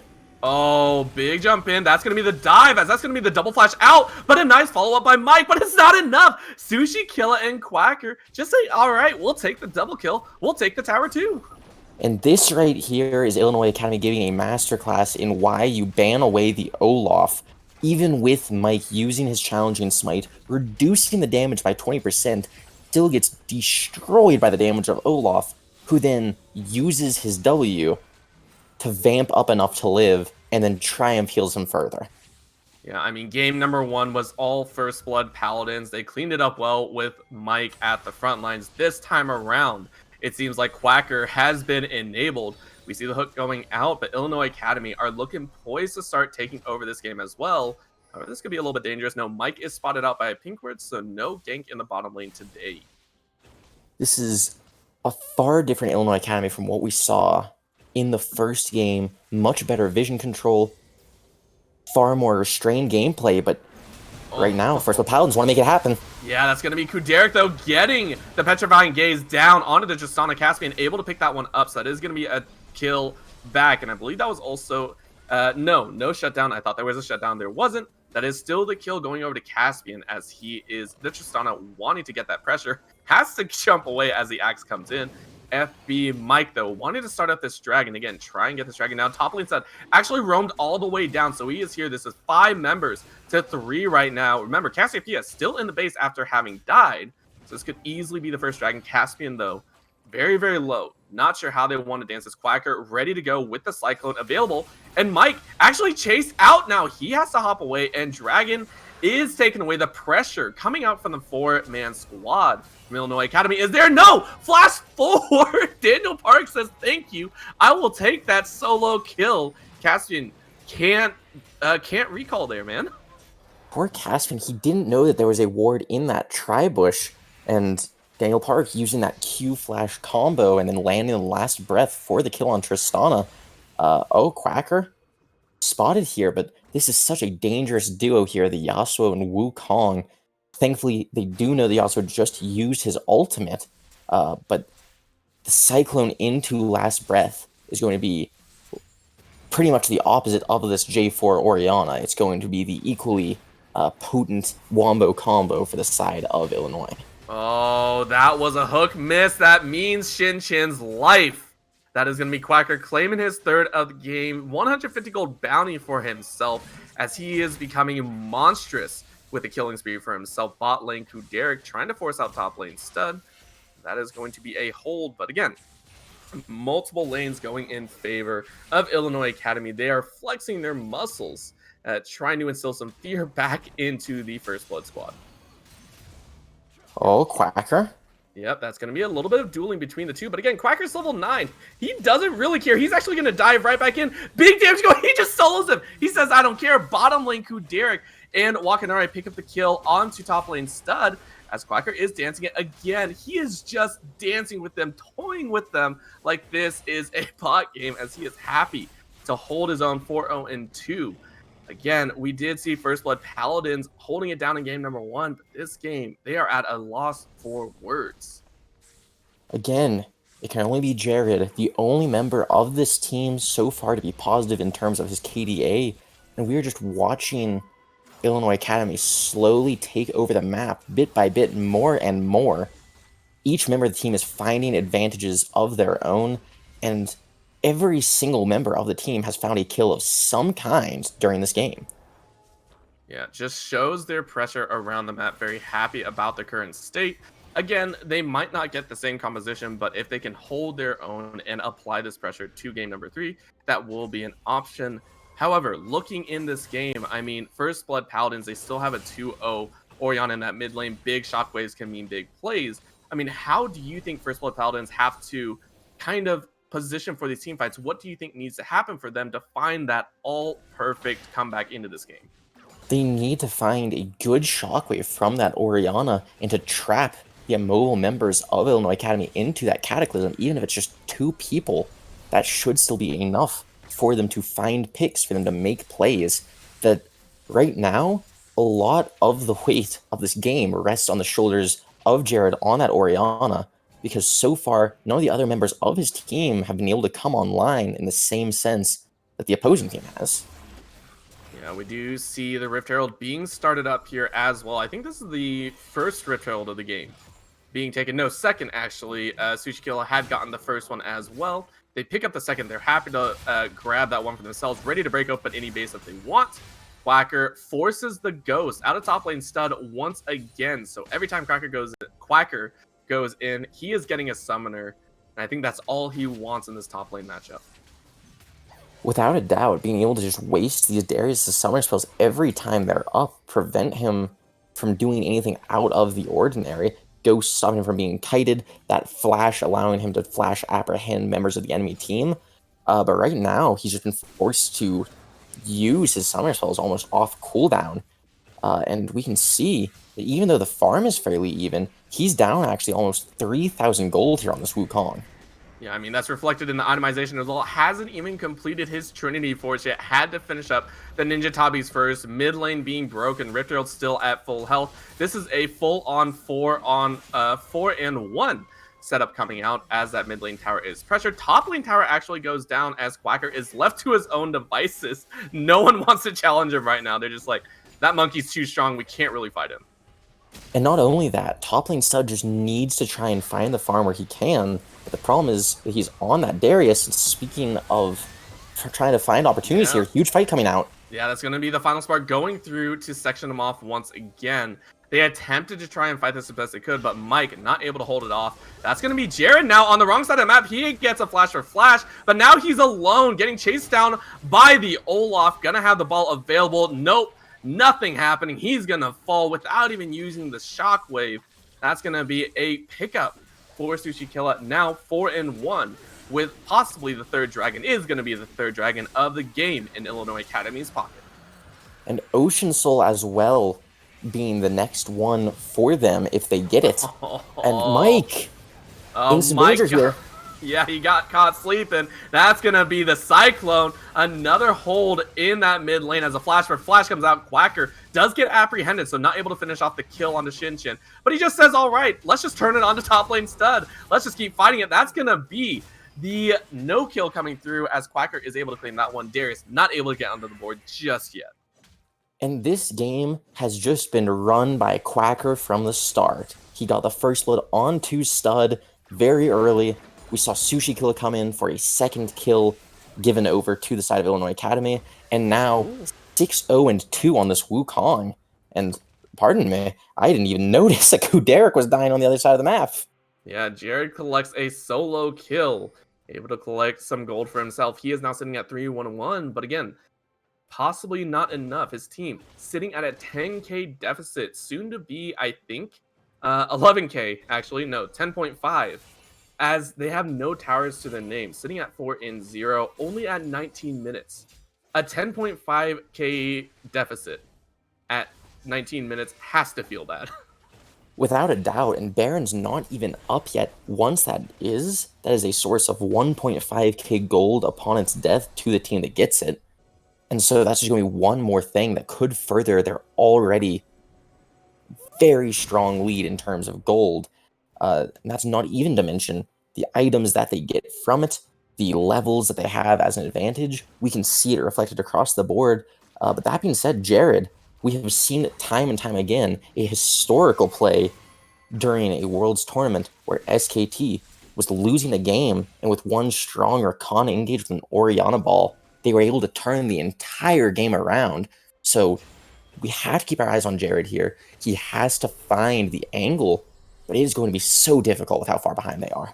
Yeah, asking a team to perform at SKT's level at Worlds is an understatement, I think, of dreaming for the win.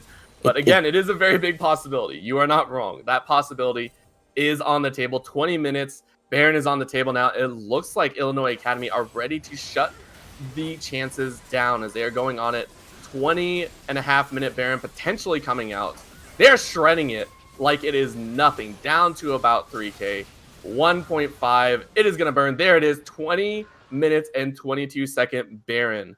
This team is ready to just move on to game number 3. Without a doubt, and right there, this is just their team comp. You have the Yasuo, who is one of the highest physical damage carries, with his double crit chance that IE completed, and the Cassiopeia as well, one of the highest single target damage mages in the game, and the two of them together can just melt that Baron. Yeah, and I mean, melt it they will. Quacker showing off he can melt champions as well. Bottom lane getting danced on as well. Jared gonna be taken down. Solo kill for Daniel Park, showing off those fancy moves. 3-0-2 for himself. 2 members down. That might be 3 as Caspian has to flash for his life, but is not gonna miss the axe as he goes unstoppable. That is gonna be another kill for Sushikilla. Double kill for the Olaf as the base will be torn asunder as Illinois Academy cement themselves in game number 2. This has just been a massacre on the side of Illinois Academy within the past few minutes. We just saw Quacker run through the enemy team with that Cyclone, and as we mentioned, they are just currently doing whatever they please. Quacker on these Nexus turrets, they still have Baron buff, but that being said, First Blood Paladin's not going down without a fight. Yeah, I mean, they still want to try their best. That is going to be the route going down as top lane Stud gets blown up. Caspian throws out the ultimate, but it's not going to do anything. Barely any damage coming out from him. As the Twin Fangs goes out, claims a double kill for himself. Derek sitting at 4-3-4, happy to claim that one. And just like that, both teams have one stomp under their belts. We'll be going to a game number 3 to see who picks this one up. Whew. This has been something else of a series, Orbital. As you mentioned, both of these games, stomp is definitely the correct term. We have seen huge goal leads go over to both teams, and while Illinois Academy is coming off the back of a victory, First Blood Paladins is able to take solace in the fact they know they are able to outperform the opposing team. They had a very good game 1, and again, it's back to the drawing board for both teams. You have to see on Illinois Academy what they've done right, what they liked drafting, versus the opposing side of First Blood Paladins. Do they like what they had previously? Will they be able to get it? And what bans will they make to adjust? Yeah, absolutely. And to kind of take a look at it, yes, both teams have a win under the belt, and yes, they both were with heavy gold influence in that lane. But keep in mind, game number 1, First Blood Paladins, they won with a semi-backdoor, right? They were having some issues. They had lost one of the team fights in the base, right? They overextended a little bit and ended up taking a backdoor. I think they could have still won without having a backdoor, play it safe and anything like that. But it definitely felt more clean coming out of Illinois Academy this game around, and that was mostly due to Quacker in that top side. So both teams now seemingly have a target in mind for trying to ban out their opponent, it seems. Absolutely, and after a performance like that, how could you not want to ban out the opposing person? We saw Mike struggling to find his way into this game, not being on his main comfort picks, and meanwhile, Quacker, while not really being able to be anywhere near as effective on that Nasus, this Wukong game was just his for the taking. Yep, that is going to be the thought process going into this game number 3. See who they ban out, who they want to target, and who they will focus on. We will be right back with game number 3 between First Blood Paladins and Illinois Academy.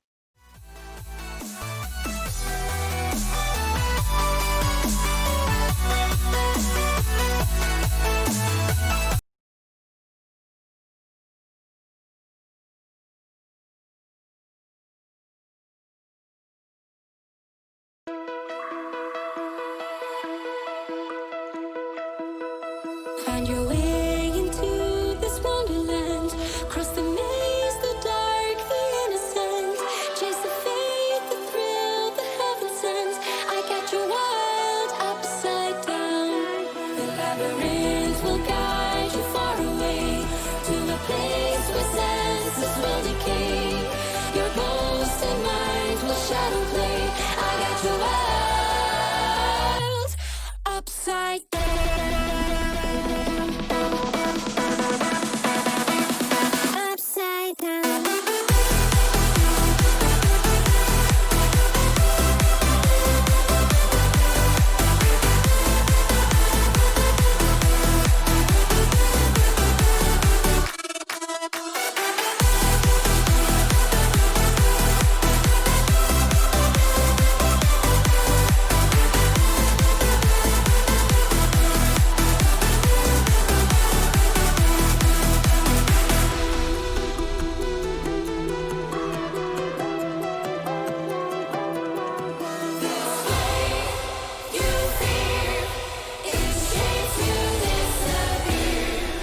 Find your way into this wonderland. Cross the maze, the dark, the innocent. Chase the faith, the thrill, the heaven sends. I got you wild upside down. The labyrinth will guide you far away to a place where senses will decay. Your ghost and mind will shadow play. I got you wild upside down.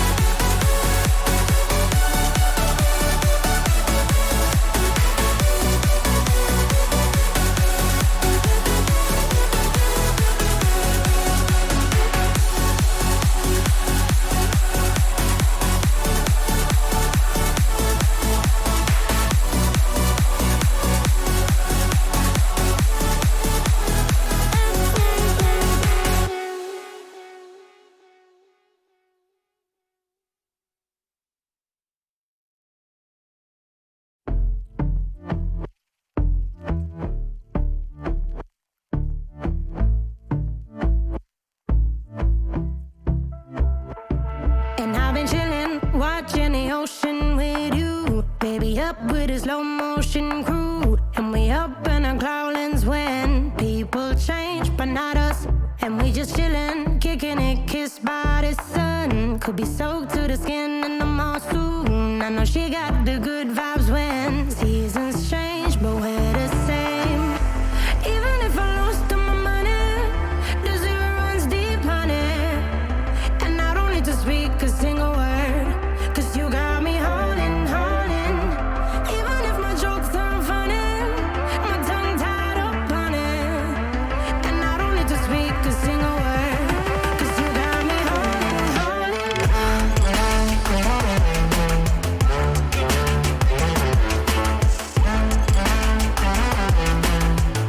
'Cause you got me holding, holding.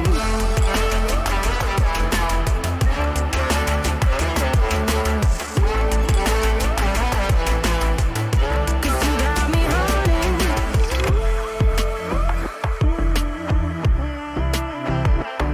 And I'll be running, possessed by a low, low voodoo. Fired up like a wolf on a full moon. And we're stuck in a la la land. The tides will turn without us.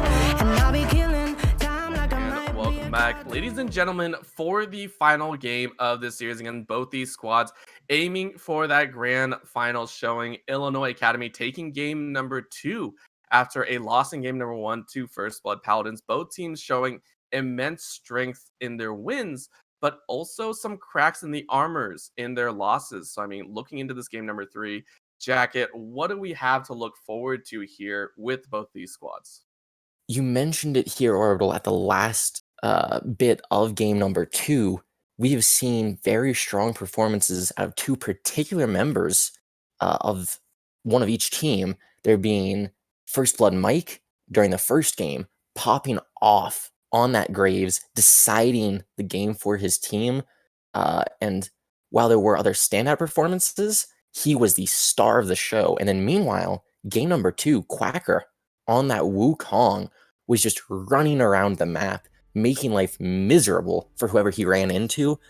And right now, I want to see both teams how much they do respect those picks. And as we're getting to pick and ban here, we're definitely seeing Illinois Academy still a very healthy respect for the games, for the picks of first game that they lost to in terms of the banning of the Graves and the Galio. But we are actually not seeing any kind of Wukong ban, but instead that Cassiopeia ban, which is more so aimed at Kuderic. Yeah, I mean, you definitely don't want to play against it. Volibear, Caitlyn, Cassiopeia taken off the board for by First Blood Paladins. On the other side, Graves, Galley, Olaf. So definitely not letting these power picks go. Illinois Academy, though, they say, okay, you left the Ash open. We'll go ahead, hover that one, possibly pick it up in that bottom lane, give ourselves some extra utilities. So already we are seeing what could potentially be a completely different game setup for Illinois Academy. First time in this series they picked up an ADC. And ironically, if this Karthus is bottom lane, it's going to be the exact opposite, where now First Blood Paladins, this will be their first time picking a more unorthodox bottom lane, but I will be very interested to see all the same if that is in the hands of Caspian 9, or if that will instead be First Blood Mike piloting that Karthus. It will definitely dictate more of the game's pace, depending on whether it is a power farming jungler or just someone in the bottom lane. But the Ashe Lux as well, very likely going to be that Lux support, and I will say it flat out for you, Orbital. There is nothing more annoying than being a champion with no sustain, stuck against a lane that'll poke you nonstop. Yeah, and that's why First Blood Paladins say, okay, you went poke, we'll go poke back. Karma locked in, possible mid lane, possible bottom lane. I mean, we're seeing flexes pretty much everywhere nowadays. This is not uncommon, but a double AP so far locked in for First Blood Paladins does mean that they need some AD to back it up just a little bit. Try and get that damage going. We'll see what they lock in here. Nope. They're saying we want more AP Shyvana left open. So First Blood Paladins will lock that one in for First Blood Mike. He'll be taking the dragon into that jungle. This is actually the first game where First Blood Mike has been able to pick his Shyvana and does so immediately when he gets the chance to. But that being said, Illinois Academy, very happy with that Wukong performance last game and more than content to try and do it again. Yeah, and not only that, because of the certain situation, again, the staggered ban phase, Illinois Academy are free to continuously ban out that top side of the map. Again, they pick up the Wukong, they can now target ban top lane stud and be able to get themselves an advantageous lane. So once again, Quacker possibly has a better matchup for himself. Jax banned away. Once again, this is the same setup that they had last time. Echo banned away on the side of First Blood Paladins. They're targeting that mid lane ever so slightly. We'll see if they decide to ban away a jungle pickup here, or if they're going to leave it open and try and just focus that last opening lane of the mid lane. I'd like to see that Yasuo ban, and we're seeing it hovered. We know that the Daniel Park is a huge Yasuo player. We were speaking with our production man, shout outs to Nightclaw there, about how Daniel Park has been very active in the Yasuo mains subreddit, well known there. And he is, as we saw last game, very good at that champ. We even saw him dash through Gromp to engage onto Jared, and definitely display a good bit of mechanics on the champion. And so I definitely like seeing that banned away once again from him, but it looks like it'll be returned to the Nocturne mid, potentially for Daniel there. Yeah, I mean, we are still looking for a jungle, so the Nocturne can be flexed both ways, but the Camille picked up in the top lane. This time around, not going that Darius, saying, okay, Darius might not have been the best choice. They pick up the Camille instead, and they lock it in. So, having that Lady of the Blades dancing around, what do you think of that matchup? Because again, it feels like Camille is a little bit squishier than the Darius at points. Not only that, it's very difficult for that Camille to get onto Wukong in a very favorable way. He can use his clone to block her hook shots dash into the stun. But that being said, Camille does have her passive to give her a physical damage shield. Wukong will not be able to trade on her very easily. The problem is those sustained trades where Wukong can build up his passive and his Conqueror, and then next thing you know, there is a monstrous monkey facing you down with tons of armor, who is out-training you with every auto. And so right now, top lane stud here has to take those short trades, the ones that he knows he can win. And that being said, also, we talked some about the Nocturne, and you were in fact correct, Orbital. This time around, it is a Nocturne jungle. It'll be Sushi Killa piloting that Nocturne, and Zed over for Daniel Park in the mid lane. I mean, let's not be too hasty. We could see the Wukong jungle, Nocturne top, maybe some toss around there, or we could see Zed jungle. Who knows? I think they gave a buff to Zed actually, which is pretty funny that he can actually do jungle camps, but I don't think we're gonna see that happen. But again, on the other side, Pantheon locked in for First Blood Paladins. This means Camille and Pantheon can be swapped in between the lanes. Do you think now with the Pantheon in there, do you think we'll see Pantheon top? Or do you think we'll see Pantheon in the mid lane against that Zed? I'm something of a Pantheon mid advocate myself.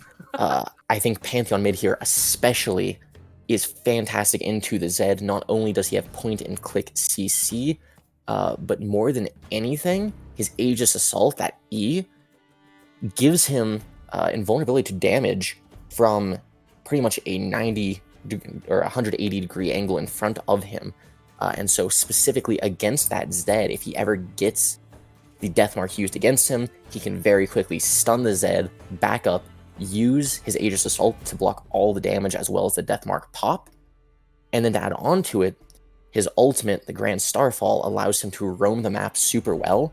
And combined with that Camille Hextech Ultimatum, he is very effective at getting onto those targets. And the two of them will be able to lock down these immobile players on the side of Illinois Academy. That Ashe, that Lux, even the Nocturne have nowhere they can go and no way of winning that fight if it very quickly becomes a 1v2. Yep. Possible Starfall coming in. We will see the Pantheon against the Zed in that mid lane. Definitely going to be fun to see. We are waiting to see the rest of the bans. Of course, we know what it is. But let's go ahead, talk about that jungle matchup now. Because again, we were talking about it before. Sushi Killa, when he gets an okay lane matchup, he's able to help Quackers in the top side. It works out very well, but FB Mike, he's able to make a show if he's able to gank early, able to find those picks. And with the Shyvana, this champion that excels at getting that surprise burst damage out in the AP scaling, I mean, do you think this is the move that's going to give First Blood Mike that chance to shine like we saw in game number 1? I think that it's very specific to how that Shyvana decides to build, and I actually can speak to this some, as I've looked into First Blood Mike and talked about him before. He is actually a strong believer in the AD Shyvana. He normally builds that Blood Razor into the Blade of the Ruined King, taking Conquer for his keystone, and he has over 360 solo queue games played on that Shyvana. So this is his definitive comfort pick here. So to answer your question, Orbital, I think the Shyvana could potentially be monstrous, be the carry for First Blood Paladins on the side of First Blood Mike. Yeah, and now we can't not talk about it, right? Taking a look here in this last game of the series, I mean, for the first time, Derek sitting on a proper ADC, right? Sitting on that Ashe. I mean, do you think this is the move, as Caspian now instead takes the Karthus away and is saying, all right, we're just trading our roles back and forth, so let's see who does it better? What do you think of this changeup? I think that the Karthus is so amazing with the team comp that they already have put forth, because it doesn't matter how strong Wukong is in a 1v1 if suddenly he finds a Pantheon Shyvana on top of him while he's stuck in the Hextech Ultimatum, and there's a Karthus requieming you from across the map. So, quite frankly, their global pick potential is through the roof.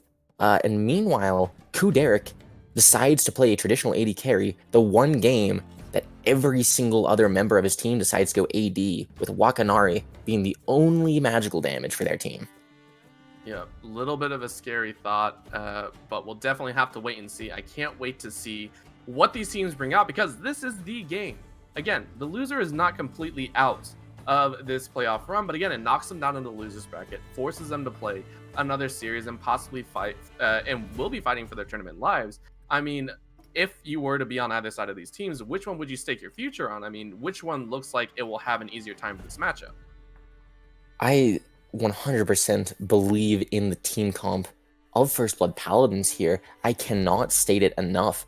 Very similar to that Camille Galio combo. Pantheon can just wait until she jumps onto someone with that Hextech Ultimatum. He can Grand Starfall in, and suddenly you have two very powerful bruisers sitting right on top of you.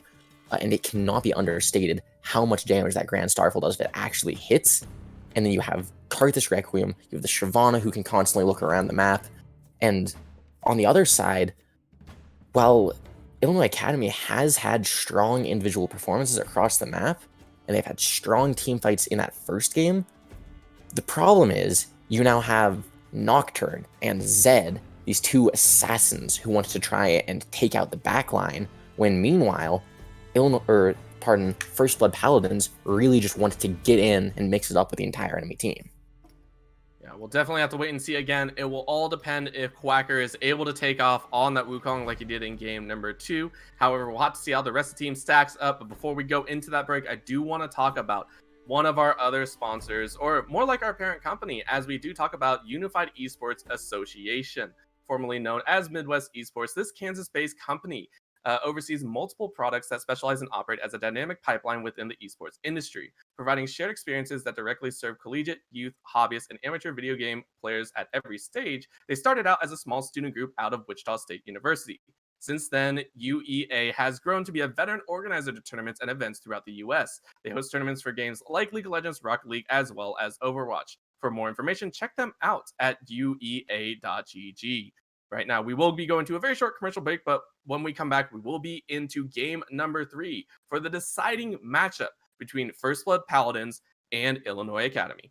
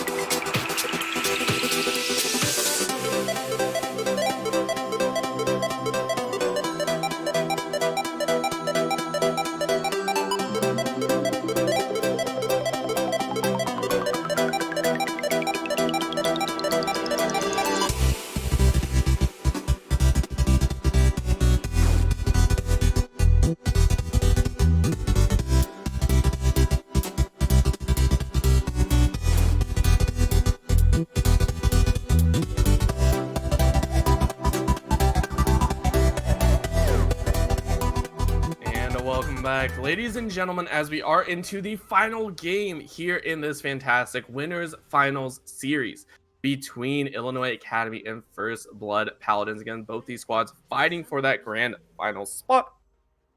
The loser does fall for a second chance at redemption coming in on the loser's final side, but we will have to wait and see until next week if they are able to make it out. Again, no one wants to drop down there and have to face off against another opponent before that grand final spot, so we'll have to see. We see some interesting item choices here coming down the row. Illinois Academy side, we do see Kuderek actually sitting with that Cole start, which seems to be the starting trend for a lot of ADCs in the current meta. Without a doubt, it's a really good start because not only does it give you that extra gold and more than make up for its own value, but also the biggest thing that a lot of people have been discovering is if you take that rune cut down, a lot of AD carries already have less health than their opponents, and then you add into that the fact that the cut down damage will now be even higher if your opponent has a Doran's Ring, since Cold does not give any additional health. So, very strong item, super good here for the Ashe to start with, and it will definitely be a tough lane for this Karthus to go up against all this poke. Yep, gonna be a big potential hazard. We'll have to keep track of how these lanes do play out. Again, FB Mike starting off on that Raptor side with Sushi Killa starting off on that red buff. So both junglers are sitting on opposite sides of the map. Definitely gonna wait and see what they decide to do for their first games. Without a doubt, you have Nocturne and Shyvana, both junglers that are not very traditionally great at ganking pre-level 6. Nocturne, at the very least, has his fear and his move speed steroid through his Dustbringer. But we said it in the Champ Select while they were drafting, and we're saying it once again. This is First Blood Mike's comfort pick. This is his most played champion, and this will also be an AD Shyvana. So very interested to see how he plays this champion. Yeah, possibly a lot of dueling, possibly a lot of trading. We'll definitely have to see. He clears out his entire bottom side. It looks like he will be recalling to pick up that. I believe he went for the machete. He started out with the talisman, went for the machete now, so gonna be happy to give himself a little extra boost running through the rest of the jungle. Definitely be helpful. We know Shyvana is great at power farming. Definitely going to be a very good way for him to clear and then be able to keep pushing through that jungle. On opposite sides of the map right now are both junglers. So far, not too much trading going on around the map. There has been a good bit of trading here in the top lane. We can already see both top laners down their potion. And top lane stud actually opted for Grasp. So we mentioned how this Camille needs to take these shorter trades that are more favorable. And what is more favorable for short trades than that Grasp with the Undying? You hit him with a hook shot, get a quick auto Q off, and then you are already far better off in that trade than the Wukong, and then you still have the second proc of that Q, as well as the tactical sweep to heal you up once he tries to disengage. Yep, Quacker actually going for that teleport instead in this matchup, so he did recall after that trade, able to come back with an extra Doran's Blade and a potion. So we'll definitely have to keep track of how that one works. We do see a roam down by Sushi Killa, ready to try and jump in, but he gets spotted by a ward. So Caspian and Shinshin just say, all right, we'll dance it out like you want. Here we go, though. Top lane getting a little bit aggressed on. Top lane side goes quite low. FB Mike is here. Ghost comes out. They're going to try and trade it back, but the damage might not be enough. FB Mike is tanking up the whole wave. Gets to level 4, and that trade might be there. Flash comes out. Quacker autos a minion, and First Blood to top lane stud, giving the advantage over to First Blood Paladins. Played very cautiously on the side of top lane stud. Sushi Killa wanting to mirror Mike and look for a good gank here, but not finding anything onto Jared in that mid lane. And now, huge advantage in the top lane. Not only does top lane stud have that first blood, he still has teleport, whereas his opponent Quacker has used all of his summoner spells and still died for it. Yep, unfortunate situation there. And not only that, because he went for the early trade back, he comes back and misses quite a few minions in that push as well. So not going to be able to clear it up as much, already down a level. So we'll definitely have to see how he does. Remember, one of the conditions we laid out for First Blood Paladins is they have to keep Quacker in check, and so far, it definitely seems like they're doing it. And not only that, we talked about how integral this Camille is to their game plan. She needs to get on a target and allow the collapse from the rest of the team. And right now, we are seeing every member or rather every person in a solo lane here get towards level 6. Wakanari roaming on Jared here. Yep, gonna be a little bit of a roam. Flashes away. I'm not sure if he really needed to do that because the binding probably wasn't gonna land. However, the flash is burned as Kuderek is now getting laid to waste. As the barrier is popped, Dragon is started up right now, but this is a little bit dangerous. There goes the Death Mark going down. First blood, Mike doesn't get the Dragon. It's stolen away by Daniel Park. Big win for Illinois Academy. They able to get the Dragon as well as a kill, and that has to feel bad for First Blood Mike not getting his Dragon buff. A great roam down by Daniel Park and Wakanari to notice that something is up, to have seen them on that, and to prevent, as you mentioned, that Shyvana from being able to further her protections with that passive. It's especially helpful for AD Shyvana who wants to get in there in front line. Yeah, heartbreaking if you are a fan of First Blood Paladins there, but super huge for the side of Illinois Academy. You also mentioned the buffs for Zed in case he wants to jungle. His passive, Contempt for the Weak, he does more damage on a low health target for one auto, and then it goes on a cooldown for that individual target. They doubled the amount of damage that it does to jungle camps, including epic monsters. So right there, we actually saw the Dragon drop to about 100 health when First Blood Mike smited it, and then Daniel Park just autoed it once for that very easy steal.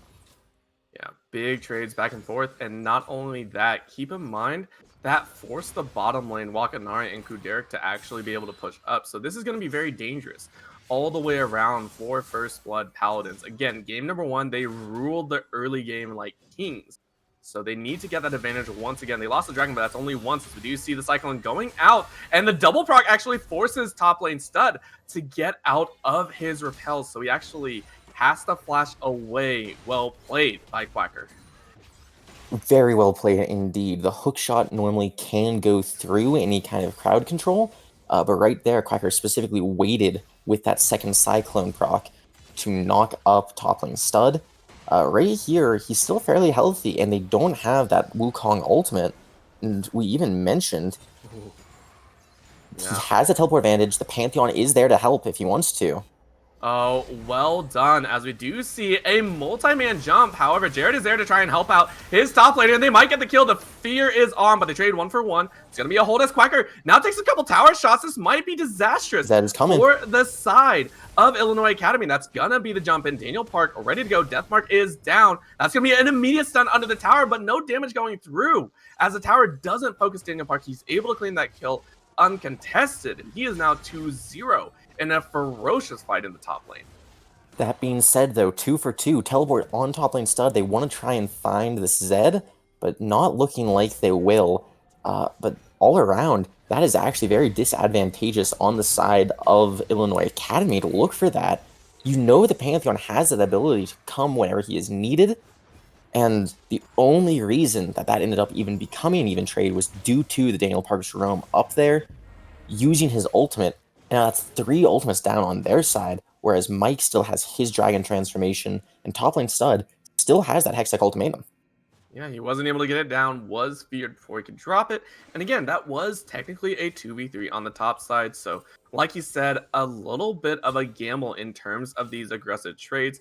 Might work, might not. These teams are ready to scrap, which is what we love to see in a winner's finals setup. Rift Herald now being started up by First Blood Mike. He wasn't able to get the Dragon, but he's for sure getting at least the Herald. I guess a small consolation prize, not quite as useful for the Shyvana passive, but still useful for the team all the same. Uncontested, getting that Rift Herald. Wakanari, meanwhile, gained vision in the bot side now that he knows that First Blood Mike is nowhere to be seen.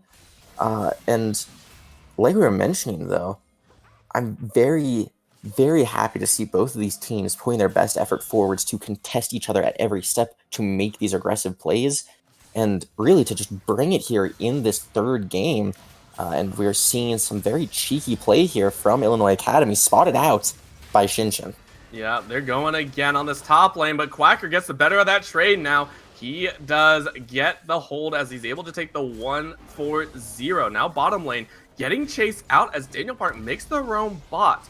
Pantheon ready to go. That's going to be the ultimate's going through as Caspian might fall here to the death mark. Yes, the Ignite will take it as it's going to be a 1-0 in the bottom side. Well done by Illinois Academy. They're finding those picks once again. And it's so well played to be able to find that target there, even though they're staying behind their tier 2 tower. You just saw the Shyvana in top lane. You know the Pantheon doesn't have ultimate. And so despite having it used against them to cause an even trade in that top lane, now they're taking advantage of that for a further play. Very well done by Illinois Academy. Yep, and you can see here, bottom lane should go down to Kuderic and Walkanari. Again, they're waiting to try and force this wave back to even, and that is going to be first tower to the side of Illinois Academy, getting all 5 plates as well. So far, 5 plates to 0 as Dragon now started up by Sushi Killer. And this is so unfortunate if you are First Blood Mike specifically, because he's just losing more and more chances to try and stack up his passive. For those of you who do not know, for each dragon that Shyvana kills, she gets additional armor and magic resistance, which is why it is so helpful for her if she's going AD. And right now, seeing a bit of a trade in the middle lane, but it's so difficult to go on that Pantheon and try and kill him because of that damage and vulnerability. Yep, a little bit of a problem as we do start to see some cracks in the armor. Oh, teleport coming down the bottom lane. Yep, that's going to be a teleport right behind Caspian, now in the sights. It's going to be a little bit dangerous as the dance is there. Caspian is sitting on 2 big ones, and then the flash over. He just says, I'm done, and the flash over Jared Caspian, able to stay alive. Over the wall goes Jared, but he's quickly chunked out. Keep in mind, this is a Conqueror Wukong. He gets the kill. He gets the trade in the 1v1. Top lane side trying to help out, try and get something on the rest of the map. This is a trade back and forth. The arrow goes out and stuns out First Blood Mike. The trade is there 1-for-1 on the top side as well. So 2-for-2 overall across the board. And he is going to be run down. Kuderic picks up a double kill for himself. His first 2 kills of the game as his team goes overall 3-for-2 in favor of Illinois Academy. Very well played by both teams. They're looking for opportunities. Very unfortunate for Caspian. He walked back into range of Quacker, who saved his burst, stacked up the Conqueror on the Pantheon, and then just took it all out on him right there for the easy kill. And as you mentioned, Kuderic on the top side, picking up 2 more kills, and not only that, he's actually going for the cheaper but equally efficient build here in the form of that Mana Moon we can see has picked up, stacking up to make it that Muramana. And so for him to find these advantages before he even has it fully stacked is so huge for him. Yep, he's happy to start getting those advantages. And again, Daniel Park at 3-0. We were wondering about Quacker, right? We're wondering how he was going to do, but Daniel Park is in a league of his own this time around. This guy is getting a little bit crazy. We do see him roaming around with that Ghost Blade as he's looking for another prey in his sights.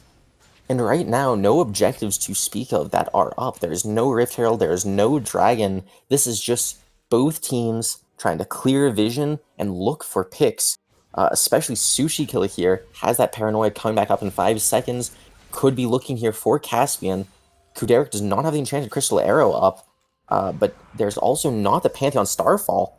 Oh, they don't need it though. That's gonna be a zone in as the Paranoia fears down. Arrow doesn't land, but that's gonna be the kill, but the trade back with the kill in death.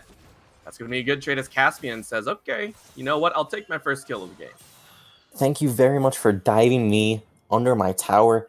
We talked about it the first game with the opposing Karthus. We're seeing it now in opposite fashion, scaling up through dying.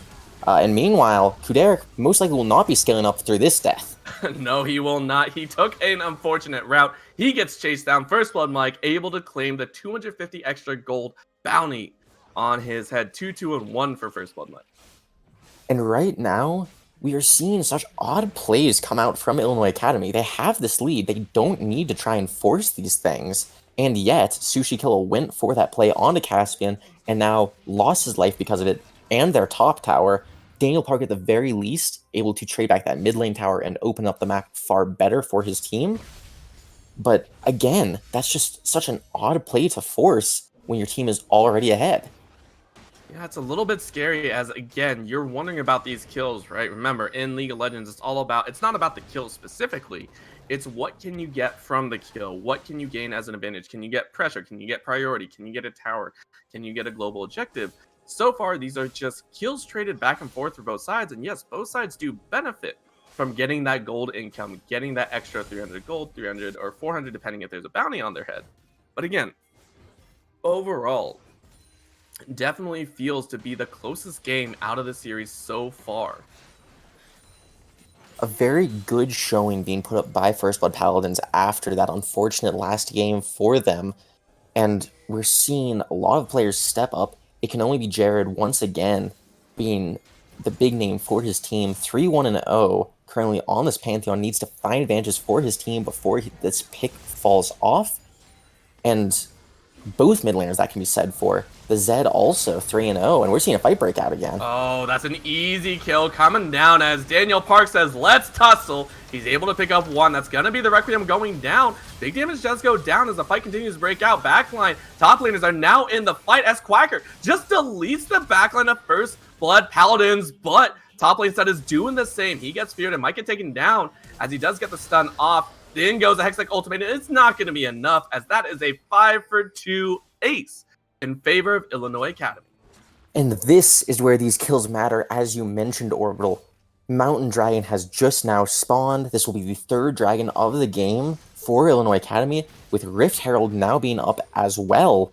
Going to be very difficult for First Blood Paladins to find any solace in what just happened, and this is why you need to be so careful against that team comp. The moment that they find the opportunity, the Ash Arrow comes out, the Nocturne ult goes down, and it's so hard to know how to interact with the enemy team when you don't even know where half of them are. Yep, so difficult to deal with. And I mean, that paranoia doing so much work, allowing Daniel Park to just pop off in these fights. Again, he is dancing it so well with his shadows, dancing in and out, able to throw off his opponent so well. And yes, the Requiem is starting to gain a little bit of a lead, but it's really not enough. He's 1-4-3, barely any farm in him. Yes, 140-31. But in comparison to the Ashe, right, Luden's Echo, that's all he has. He doesn't have that oomph that we really are looking for in a Karthus. It's not just in the Karthus either. It's in that bottom lane position. He needs to have that same level of damage, and normally you expect it in those single target lay wastes. They do so much damage. But meanwhile, this Ashe already has a very good bit of AD, over 200, still doesn't even have that Maramana fully stacked, and yet is still doing such consistently good damage, and will only get stronger without even buying more items. Yep, big scary thought coming out. As the Enchanted Crystal Arrow does fly by, Jared just wipes his bro a little bit, says, okay, I'm not caught just yet. Definitely playing pretty well here in the side lanes. Top lane Stud not knowing he's staying on a ward, and the Daniel Park definitely wanting to see if he can find a 1v1. But meanwhile, top lane Stud, we have yet to see him really break out the Hextech ultimatum in a way that is super useful, but we might see it now. Yeah, top lane Stud says, okay, let's tussle. That's going to be a nice dodge on the ultimate shurikens, but that's not going to be enough as the Requiem does come down. Doesn't claim the kill as Daniel Park says, all right, easy kill. Thank you for the gold.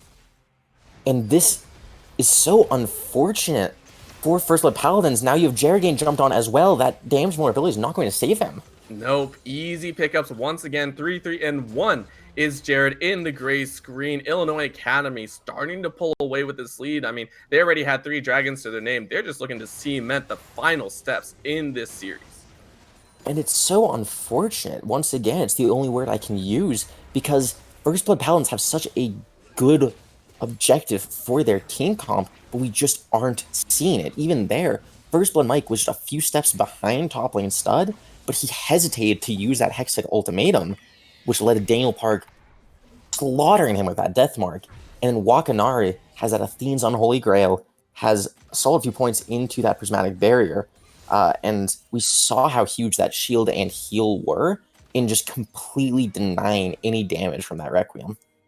Yep. Big wins across the board, and once again, Requiem just not going to be that you know, that real big playmaking changer as Mike is looking to try an assassination, but I'm not sure if this is what he wants. In goes the death mark once again, and he has to ult right back out. He says, all right, not exactly who I wanted to fight. Mike gets the shield from Shin and immediately backs right back out.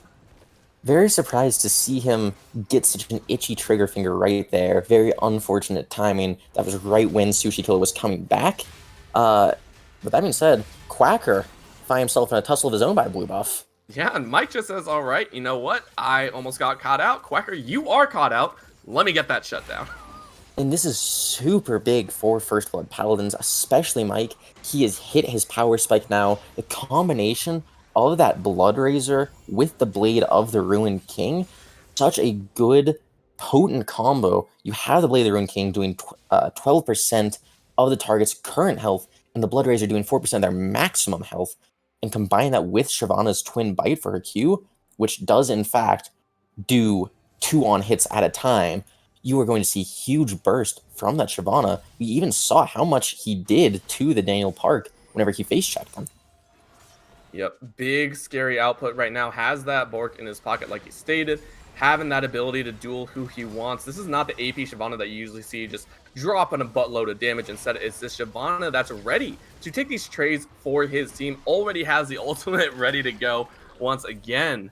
So we'll get to see if they're able to make it happen. Again, Ashe all the way back in base. So this would be a 4-on-4 as a big chunk goes out. Once again, Mike getting jumped on, but the stun comes down as well. Trade does go through. Daniel Park able to pick that one up. Then goes the Paranoia. Arrow goes a little bit wide, and that's a 2 for 0 going in favor of Illinois Academy. The chases on. Quacker dives all the way into the backline. He wants just a little bit more. Flashes forward. Able to get the knockup once again on the Shin. The chase is on, and the kill is there. He is slain, as that's going to be the Hextech Ultimatum going down on the Wakanari. Support does fall, but the cleanup is better. Illinois Academy, 5 for 1 ace. So well played there by Illinois Academy, finding each individual pick right there. Daniel Park kicking it all off, and then Sushi Killer and Quacker topping it off with their ultimates. You have the Paranoia there used to pick off Caspian 9. You saw Quacker go into the backline, take out Shin, and even Wakanari, who should have been picked off. Top lane Stud hesitated for so long with that Hextech Ultimatum, and it allowed Wakanari to flash out. Even though he died, it was at the cost of the top and mid laner for First Blood Paladins, and now they're losing both the Mountain Soul and Baron Nashor for it. Yeah, they lose every global objective. Now it looks disheartening for this First Blood Paladin squad. I mean, they were on the Crusade. They were charging forward in game number 1 and then faltered heavily in games 2 and now 3. I mean, looking at this lineup, they had the potential, but they definitely couldn't execute. I mean, what do they need coming into this game to be able to draw back and try and fight against this barren and sold up team? They really need to find these picks, but they just are not. And we've seen time and time again, top lane Stud is just so hesitant to use that Hextech Ultimatum to try and look for favorable fights. Right here, we're finding him on Quacker, though. Yep, that's going to be 2 fights on either side as Quacker does fall, but his team collects 2 on the other side. Jared is going to be powered under the tower as they just continually follow up. Derek says, nah, tower ain't going to save you here. Requiem does next to nothing. That's going to be Illinois Academy pushing down that mid lane. And now they found that pick. The problem is they can't allow themselves to be picked while their other teammates are doing that work. And 3 for 1 is never going to be worth it. And with this Baron buff, Illinois Academy can look to push this inhib and potentially just take every outer tower that First Blood Paladins has. Yeah, I mean, there's nothing really stopping him. That's going to be the Deathmark jumping all the way in. Daniel Park wants to get that double-digit kills as the Deathmark might claim it. No, double kill, though, for Kuderic, as he's happy to pick up his 7th of the game, possibly 8th, as the final spark goes out, steals the kill away. Oh, such a mean support Wakanari is. Grand Starfall is there. Wakanari gets jumped on, stunned on, and is gonna possibly get cut out. But no, Quacker says, get off my support, get off my jungler. I'm ready to duel you as much as possible. Jared is able to get through the gate and is now gonna lead them on a merry chase. Mid lane inhibitor down. Base is broken. First Blood Paladins looking like they're in shambles. It's not just them, it's their base too, having an inhibitor down. The Baron buff is only on a few members now of the Illinois Academy, but a few is enough right now as Sushi Killer pushes in this bottom lane. The Daniel Park Ultimate Hunter is such a popular rune on Zed, and this is why a 50-second ultimate cooldown, and it's not even rank 3. He has it back up. He can look for another assassination, and right now they do not have the tools to stop it. No, they really do not. Paranoia almost gets a kill. Oh, very nice dodge from the final spike. Shinshin says, nah, no supportal combat here. He's going to walk away with about 120 health. But again, we are seeing how scary Illinois Academy's comp can be. First Blood Paladins doing a good job now, preventing themselves from being taken out like this, but First Blood Mike, oh, arrow going a bit wide. Yep, just a little bit wide as he's able to dance his way around Quacker. Sitting 4-4 and 2, but I mean, he is all alone. There's going to be the Death Mark going out. Ultimate comes out. Dragon Form keeps him safe, as the Death Mark only does a little bit of damage. So keep in mind, Mike does have that Aegis shield, so he's going to be able to start building into that, I believe, Death Stance, and try and keep himself just a little bit tankier against that Zed. And right now, all First Blood Paladins need is just time, gold, and XP, which they are slowly getting more of because of the fact that right now Illinois Academy does not have a way to push into them. It might sound like I'm memeing, but the mid inhibitor is down. You now have a reliable source of income and XP through the super mains coming in, and without any objectives on the map for Illinois Academy to pressure beyond the outer towers of First Blood Paladins, they have time to ramp up and continue to try and force their way back into this. Yeah, but they're still going to bleed a little bit of gold as, again, 5 members collapsing on this top side. Paranoia does go down, trying to blind them just a little bit, and Kuderik is able to dance it just a little bit. Very nice dash over the wall. That's a 2-for-1. Going over in favor of Illinois Academy, this might be a little bit more, as that's going to be a double kill. Coming out for Daniel Park, he says make it a triple. In goes the Requiem, does no thing to the opponents as Shinshin running for his life. Whacker gonna force him to go golden, but that might be it as the ace comes out and a delayed quadra kill for Daniel Park. He's able to go 13-0-5. The assassin himself putting a cap to this game. That is indeed going to be game right there. You can't scale if you're all dead. Game over for First Blood Paladins. Super well played by Illinois Academy, and shoutouts to the Daniel Park for putting the best performance of the series, 13-0-5 on this Zed. And my goodness, what a performance from him. Yeah, I mean, even in game number 2, we were kind of hesitant. We saw Quacker pop off, so Daniel Park really got overshadowed. But in both games, we saw members of Illinois Academy step up. Game number 1 seems just like an afterthought, right? Yes, they got rolled a little bit in the early to mid game and got backdoored. Game number 2, they cleaned it up, took it the extra mile. And in this game number 3, little bit of mishaps in the top and bottom lane, but Daniel Park coming out with that deathless game number 3. I mean, this squad going forward into the grand finals, do you think they can step it up even more? I mean, is this a final form, or do you think they have that extra little form that they're going to show off in the grand finals? Well, if nothing else, Daniel Park showed off his final form at the very least. A very impressive performance from him. It's, as you mentioned, put on a very good show with that Yasuo in game 2, but overshadowed by the Wukong Quacker.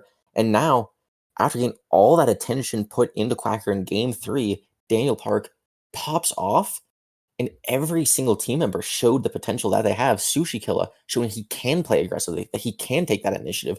Quacker finding good team fights, soaking up pressure. Daniel Park is the playmaker. Wakanari getting that vision, finding those picks. And Kuderik, we even saw in that last fight, was kiting First Blood Mike and top lane Stud so well. This is just one heck of a team here, Orbital. I'm very excited to see how they do in these finals. Yeah, and looking across the board, First Blood Paladins, I mean, we saw amazing glimmers coming out. Yes, excuse me, game number 2 and 3 definitely fell a little bit heavy. Multiple complications, it definitely looked like they got outshined, but in game number 1, they stood firm with First Blood Mike in that jungle.